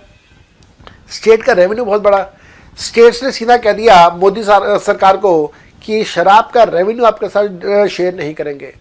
इस शर्त पे अगर जीएसटी इंट्रोड्यूस करना है तो बताओ, मोदी सरकार मजबूर हुई, सभी स्टेट्स के सामने झुकना पड़ा और इस वजह से शराब को उन्होंने जीएसटी से बाहर रखा। आज ये पोजीशन है कि शराब के बनने के ऊपर एक्साइज ड्यूटी का पैसा स्टेट गवर्नमेंट के पास जाता है।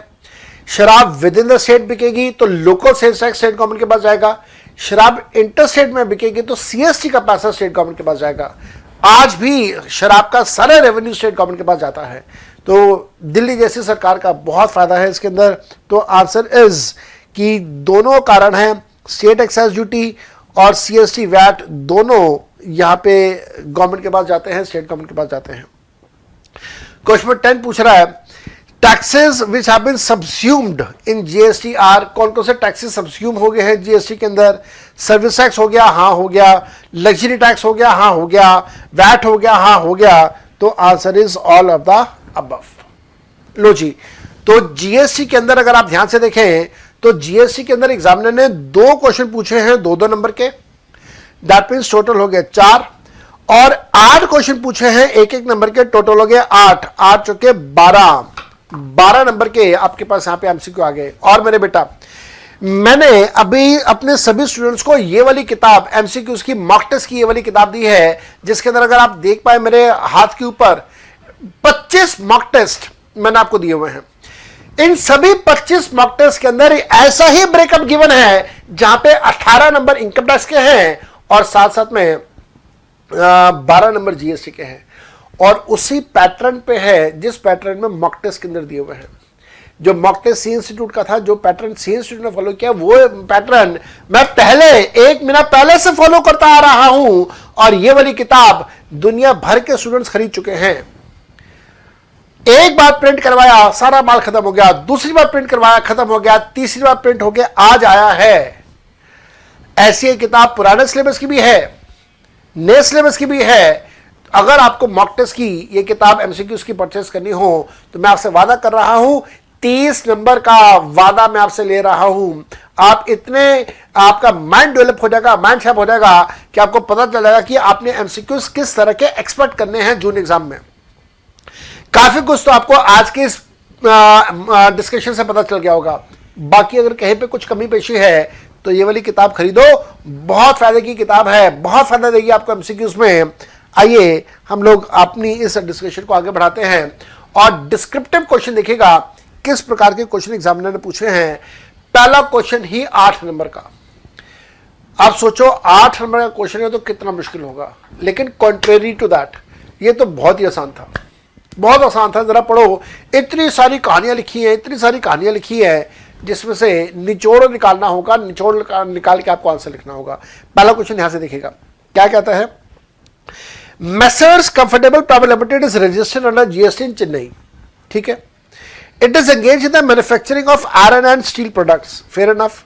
It has carried out following transaction in the financial year 18-19। तो आपको 18-19 के ये सारे के सारे ट्रांजेक्शन गिवन है। Purchased 1000 metric ton iron at the rate of 1000 rupees per metric ton, excluding GST, from Messrs. Hard Limited of Chennai. Messrs. Hard Limited has fulfilled the orders in the following sequence. तो इसने कुछ माल खरीदा है किसी दूसरी party से। दूसरी party ने जो माल दिया वो सारा इकट्ठा नहीं दिया, लॉट्स में दिया है, लॉट्स में दिया है, स्मॉल लॉट्स में दिया है। हमें अच्छे से पता है जब आखिरी लॉट हमें मिलेगा, मैं रिपीट कर रहा हूं, जब आखिरी लॉट हमें मिलेगा तब हम आईटीसी क्लेम कर सकते हैं। जब तक आखिरी लॉट नहीं मिलेगा हम आईटीसी क्लेम नहीं कर सकते हैं। यह कंसेप्ट था इसके अंदर। देखो पढ़ो, पहला लॉट मिला है 28 फरवरी को, दूसरा लॉट मिला 10 मार्च को, फिर मिला 25 मार्च को, फिर मिला 28 मार्च को। आगे की ध्यान से बात पड़ेगा। Balance order requirement has been fulfilled by hard limited on 5 April 2019। लो मेरे बेटा, 5 अप्रैल 2019 का मतलब हो गया अगले फाइनेंशियल ईयर में।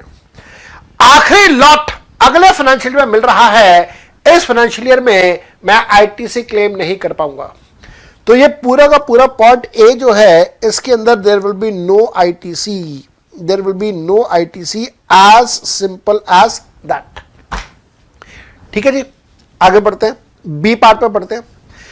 The company has received IT engineering services. तो इसने सर्विसेज ली हैं, ध्यान देना, सर्विसेज ले रहा है तो यहां पे भी आईटीसी की बात बनेगी। Company has received IT engineering services from messrs dynamite infotech private limited of Chennai for ₹11 lakh excluding GST on 28 October 2018। Invoice for services render was issued on 5 नवंबर। तो इसको 5 नवंबर को इनवॉइस मिल चुका है। Now here comes a concept. अगर services हैं, services का आप ITC ले सकते हैं ऑन इमीडिएट बेसिस। जैसे ही आपको मिल जाता है उसका इनवॉइस, आप आईटीसी ले सकते हैं। फिर आपको ध्यान रखना होगा कि उसकी पेमेंट भाई 180 दिनों में कर देना। अगर आपने 180 दिनों में पेमेंट कर दिया तो बल्ले बल्ले, नहीं पेमेंट करी है तो आईटीसी का रिवर्सल होगा। अगर आपने पार्शियल पेमेंट कर दी है, पार्शियल नहीं करी है, तो जो नहीं करी है उसका आईटीसी रिवर्सल होगा। तो ध्यान रखना, इसको इनवॉइस मिल गया है, इनवॉइस मिला है 5 नवंबर 2018। तो 5 नवंबर 2018 के बाद 180 महीने, क्या मैं 180 महीने को 6 महीने कह दूं? कोई दिक्कत तो नहीं। कैलकुलेशन करके देखते हैं। 5 नवंबर के बाद दिसंबर, जनवरी, फरवरी, मार्च, अप्रैल, मई, 6 महीने खत्म हो रहे हैं मई में, मई 2019 में। दैट मींस अगले फाइनेंशियल ईयर में खत्म हो रहे हैं।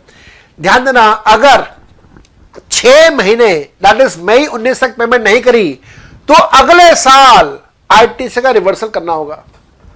तो भाई इस साल तो कोई इंपैक्ट नहीं पड़ेगा, इस साल तो आप पूरा का पूरा आईटीसी लो ना। रिवर्सल कब करना है? अगर 180 दिनों में पेमेंट नहीं करी, 6 महीने में पेमेंट नहीं करी, तो फिर रिवर्सल अगले साल होगा। तो कोई टेंशन ही नहीं, आईटीसी खाओ, आराम से बैठो, 6 महीने के लिए खाते रहो आईटीसी, उसके बाद देखेंगे। तो यहां पे भाई साहब ध्यान रख लेना, आईटीसी मिलेगा। और इतनी लंबी चौड़ी कहानियां जो रखी हुई है ना एग्जामिनर ने, ये सब बेवकूफ बनाने वाली बातें हैं, छोड़ देना। बस आईटीसी ले लो, आराम से अपना पेट भर लो। फिर एग्जामिनर कह रहा है the company has made the following intrastate supply. तो यहाँ पे वो आपको आउटवर्ड्स के बारे में बता रहा है। तो यहां से आउटवर्ड से आपका जीएसटी निकल आएगा। ऊपर आईटीसी के बारे में बता रहा है। पहले केस में आईटीसी ले ही नहीं सकते क्योंकि आखिरी लॉट नहीं मिला। दूसरे केस में आईटीसी ले लो, पेमेंट करी या पेमेंट नहीं करी कोई फर्क ही नहीं पड़ता। तो लो जी, कितना आसान था। जो ये है सप्लाई, आउटवर्ड सप्लाई, इसके ऊपर जीएसटी कैलकुलेट कर लेना और ऊपर सेकंड पॉइंट का आईटीसी ले लेना, फर्स्ट पॉइंट का आईटीसी ले नहीं सकते, खत्म हो गया क्वेश्चन। इतनी लंबी चौड़ी कहानियां एग्जामिनर ने बनाई हैं। लेकिन अगर कोई भी स्टूडेंट थोड़ा सा आराम से इसे एनालाइज करे तो ये क्वेश्चन आसान है। लेकिन एज ए स्टूडेंट हम लोग परेशान हो जाते हैं। जून के महीने में एग्जाम है, वैसी गर्मी जबरदस्त होगी, सरकारी स्कूलों में सेंटर पड़ जाता है, पंखा चल नहीं रहा होता, पसीना बह रहा होता है, मन परेशान होता है। दोपहर के 2 बजे कड़कती धूप में एग्जाम होता है, दिमाग ठंडा हो ही नहीं सकता। बट स्टिल अगर आप प्रैक्टिस करोगे, डेली बेसिस पे थोड़ा थोड़ा प्रैक्टिस करते रहोगे, मेरे साथ जुड़े रहोगे, मेरे साथ बात करते रहोगे, मेरे साथ इन टच रहोगे, डाउट्स पूछते रहोगे, तो काफी हद तक मैं आपका प्रेशर रिलीज कर सकता हूं। I can work as a vessel on the pressure cooker. Choice आपकी है, जुड़ना चाहो जुड़ो, ना जुड़ना चाहो ना जुड़ो, लेकिन मेरे को अच्छा लगेगा अगर आप मेरे साथ जुड़ जाते हो तो। चलिए, तो ये क्वेश्चन हम लोगों को समझ आ गया हमने क्या करना है। सॉल्यूशन मैंने आपको दिया हुआ है, मेरे ख्याल से सॉल्यूशन में आपको दिक्कत नहीं होगी। मैंने आपको रीजंस के साथ सारा सॉल्यूशन दिया हुआ है, which was dam easy. 2 number का सॉरी क्वेश्चन नंबर 2 6 नंबर का पूछा था एग्जामिनर ने। अगेन आसान सा था, ज्यादा मुश्किल नहीं था। ये तो आराम से कई स्टूडेंट्स आराम से कर लेंगे, इसमें कोई परेशानी वाली बात ही नहीं, ज्यादा पड़ेगा। डिटरमिन द टैक्सेबल वैल्यू, तो वैल्यू कैलकुलेट करनी है under the GST law with respect to each of the following independent services which have been provided by registered person. तो आपने ये बताना है कि ये टैक्सेबल है या टैक्सेबल नहीं है, as simple as that.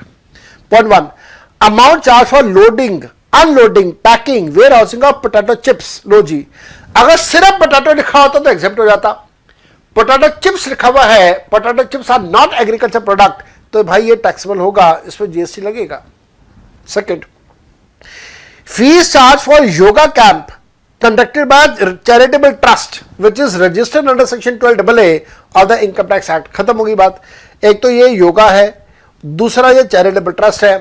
Yoga को चैरिटेबल एक्टिविटी माना गया। चैरिटेबल एक्टिविटी की डेफिनेशन आप ध्यान से देखिए, मैंने किताबें दी हुई है। चैरिटेबल ट्रस्ट अगर कोई चैरिटेबल एक्टिविटी कर रही है तो जीएसटी नहीं लगेगा, एग्जेम्प्ट हो जाएगा।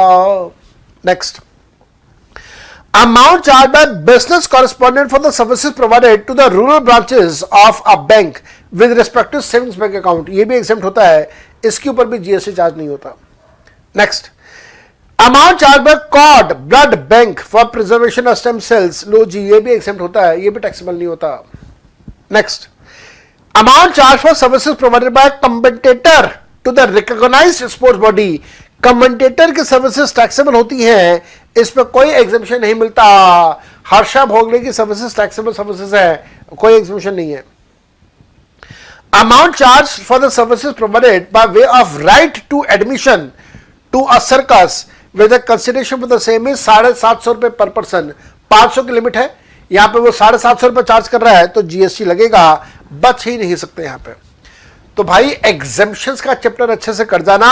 6 नंबर का क्वेश्चन एग्जेम्पशन के चैप्टर से पूछ लिया। हालांकि एग्जेम्पशन का चैप्टर बहुत बड़ा है, बहुत बड़ा है। अगर आप लोगों ने मेरे से क्लासेस करी हैं तो आपको याद होगा मैंने एग्जेम्पशन का चैप्टर 7 क्लास में कवर किया है। 2.5 घंटे की एक क्लास दी है, एक क्लास तो बीच में 3 घंटे की भी थी। 2.5 घंटे की 7 क्लास में एग्जेम्पशन कवर किया। इतना बड़ा चैप्टर है, इतना बड़ा चैप्टर है, और 6 नंबर का क्वेश्चन आ गया मॉक टेस्ट के अंदर। चलिए आगे ध्यान से पढ़ते हैं। क्वेश्चन नंबर 2 का बी पार्ट, ये भी 6 नंबर का है। Decide which person is liable to pay GST in the following independent cases where the recipient is located in a taxable territory. Ignore any aggregate turnover and exemptions which are available. Point A. Miss Shinu Ambani provided sponsorship services to Indian Love Cricket Academy, a limited liability partnership firm. लो जी, तो sponsorship services है, GST लगेगा, इसमें कोई exemption नहीं है। ये भी एग्जेम्पशन में से क्वेश्चन बन रहा है, क्या एग्जेम्पशन है या एग्जेम्पशन नहीं है। याद रखना, अगर स्पॉन्सरशिप सर्विसेज स्पोर्ट्स के लिए है and the sports bodies are the recognised bodies, तो एग्जेम्पशन है, अदरवाइज एग्जेम्पशन नहीं मिलेगा। दैट मीन्स अगर बीसीसीआई को सर्विसेज है तो एग्जेम्प्ट है, लेकिन यहां पे कुछ नहीं लिखा हुआ, तो मैं अज्यूम करूंगा कि ये जो स्पोर्ट्स बॉडी है, ये अच्छा लिखा हुआ है, लिमिटेड लायबिलिटी पार्टनरशिप फर्म लिखा हुआ है, तो भाई ये टैक्सेबल है, इसमें कोई एग्जेम्पशन नहीं मिलेगा। और आरसीएम भी लगेगा, ये भी ध्यान देना, आरसीएम भी लगेगा। स्पॉन्सरशिप सर्विसेज में आरसीएम लगता है, तो एग्जेम्पशन और आरसीएम दोनों को मर्ज करके एग्जामिनर ने क्वेश्चन दिया था 6 नंबर का। दूसरा, fast move goods transport agency transported goods of Amba and company partnership firm which is not registered under GST, again RCM लगेगा यहां पे। तो भाई 6 नंबर एग्जेम्पशंस का, 6 नंबर एग्जेम्पशन प्लस आरसीएम का, दैट मीन्स 12 नंबर इन्होंने एग्जेम्पशन में से कवर कर लिए हैं। आप में से मैं रिपीट कर रहा हूं, जिन्होंने मेरे से एग्जेम्पशन का चैप्टर पढ़ा हुआ है, 12 नंबर एग्जेम्पशन में से आ गए। तो भाई इस बात, तो ये बात की मन की तसल्ली आ गई कि 7 क्लासेस की मेहनत हमारी सफल हो गई है। यहाँ पे 12 नंबर कम नहीं होते यार।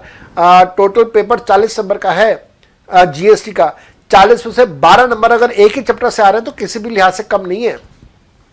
और एमसीक्यू के अंदर भी पूछा है, ऐसे नहीं कि एमसीक्यू में एग्जामिशन नहीं पूछा, वहां पे भी एग्जामिशन पूछा हुआ है। नेक्स्ट क्वेश्चन नंबर 3 का ए पार्ट 3 नंबर का था, छोटा सा था, आसान सा था, ज्यादा मुश्किल नहीं है। Mister Meng provided continuous supply of services to misses Omega limited, he furnishes the following further information. आपको बता रहा है कि कंटिन्यूअस सप्लाई ऑफ सर्विसेज है। कंटिन्यूअस सप्लाई ऑफ सर्विसेज में आपको पता होना चाहिए 3 मंथ तक वो सर्विसेज कम से कम होनी चाहिए।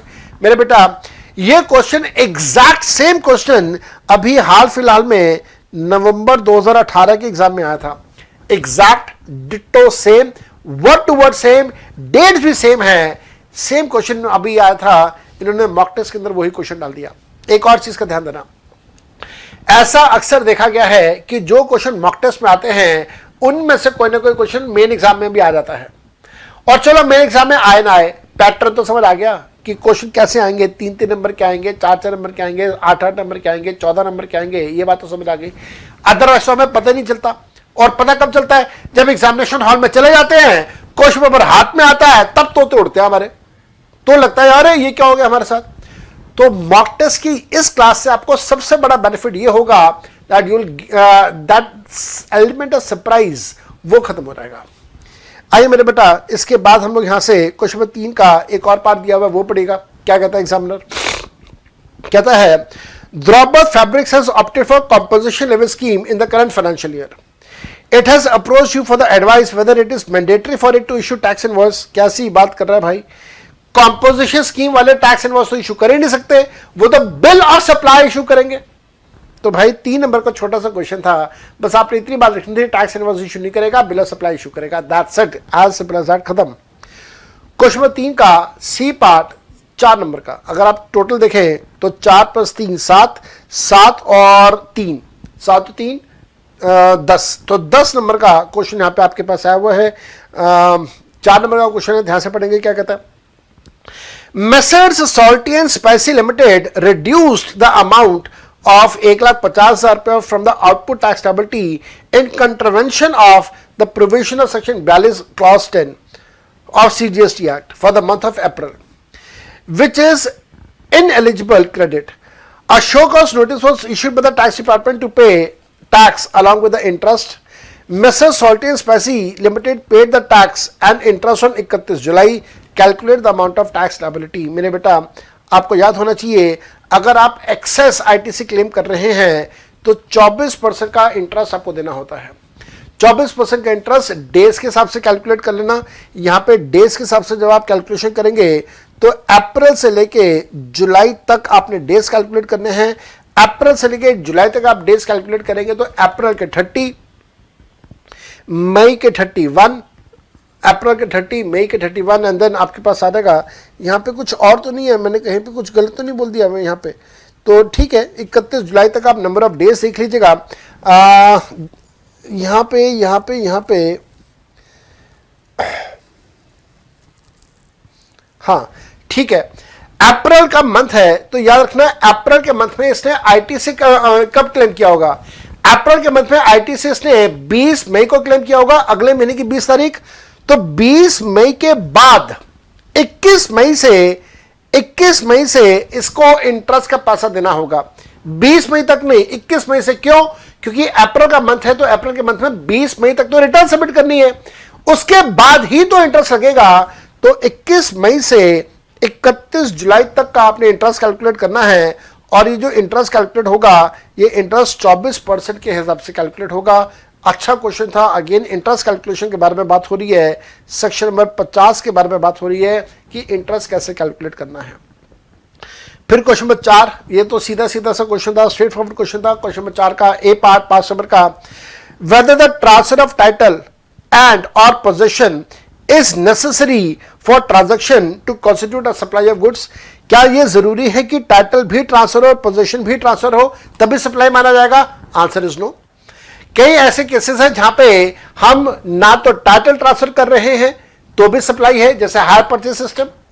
ऐसे में बहुत सारे केसेस हैं जहां पोजीशन नहीं दे रहे तो भी जीएसटी लग रहा है, जैसे कैब्स का सिस्टम, जैसे दीवार के ऊपर एडवर्टाइजमेंट का सिस्टम. तो ऐसा जरूरी नहीं है कि टाइटल हो, पोजीशन हो तभी जीएसटी लगेगा. टाइटल नहीं है तो भी जीएसटी लगेगा, पोजीशन नहीं दे रहे तो भी जीएसटी लगेगा. नेक्स्ट क्वेश्चन नंबर 4 का बी पार्ट 5 नंबर का, if the return has been filed, how can it be revised if some changes are to be made? मेरे बेटा याद रखिएगा, जीएसटी में रिवाइज रिटर्न का कोई सबमिट नहीं है, कोई कंसेप्ट नहीं है. लेकिन हाँ, जीएसटी के अंदर आप अपनी रिटर्न को फिर भी, रिटर्न के अंदर अगर कुछ गलती हो गई है तो फिर भी आप उसको रिवाइज कर सकते हैं. अगली रिटर्न जब आप सबमिट करेंगे उसके अंदर पिछली रिटर्न का डाटा आप चेंज करना चाहे तो चेंज कर सकते हैं. हालांकि अभी तक ये ऑप्शन अवेलेबल नहीं है, बट स्टिल हो सकता है. थियोरेटिकली पॉसिबल है, प्रैक्टिकली तो अभी ये पॉसिबल नहीं हो पा रहा है. लो मेरे बेटा, यहां जाके मैंने ये मॉक टेस्ट आपके साथ कंप्लीट किया. लगभग 1.25 घंटे के आसपास की हमारी ये क्लास बन रही है, लेकिन इस 1.25 घंटे में आई एम प्रीटी श्योर कि आपको एक आइडिया मिल गया कि किस प्रकार के क्वेश्चन एग्जामिनर आपसे 3 जून के एग्जाम के अंदर पूछने वाला है. मॉक टेस्ट जरूर करके जाना. ये फाइल मेरे से लेना चाहो व्हाट्सएप कर लेना, मेरे से ले लेना, या मैं आपके यूट्यूब में डिस्क्रिप्शन में इसका लिंक दे दूंगा, आप वहां से भी इसको ले सकते हैं. मेरे बेटा अच्छे से तैयारी कीजिए. I am there with you. I will stand like a rock, I will stand like a wall with you. आपको कभी भी कोई भी परेशानी टैक्स के सब्जेक्ट में हो, you are always welcome to give me a call. You are always welcome to connect with me through Instagrams, through Facebooks, through other social media platforms. I'll be more than happy to serve you. Love you all. Best of luck to all of you. Perform well for your exams. हालांकि अभी time है, still एक revision का time आपका start हो चुका है. Revision में अगर कोई मदद चाहिए हो तो मैं हमेशा आपके लिए हाजिर हूँ. Bye bye and take very very very good care of yourself. Bye.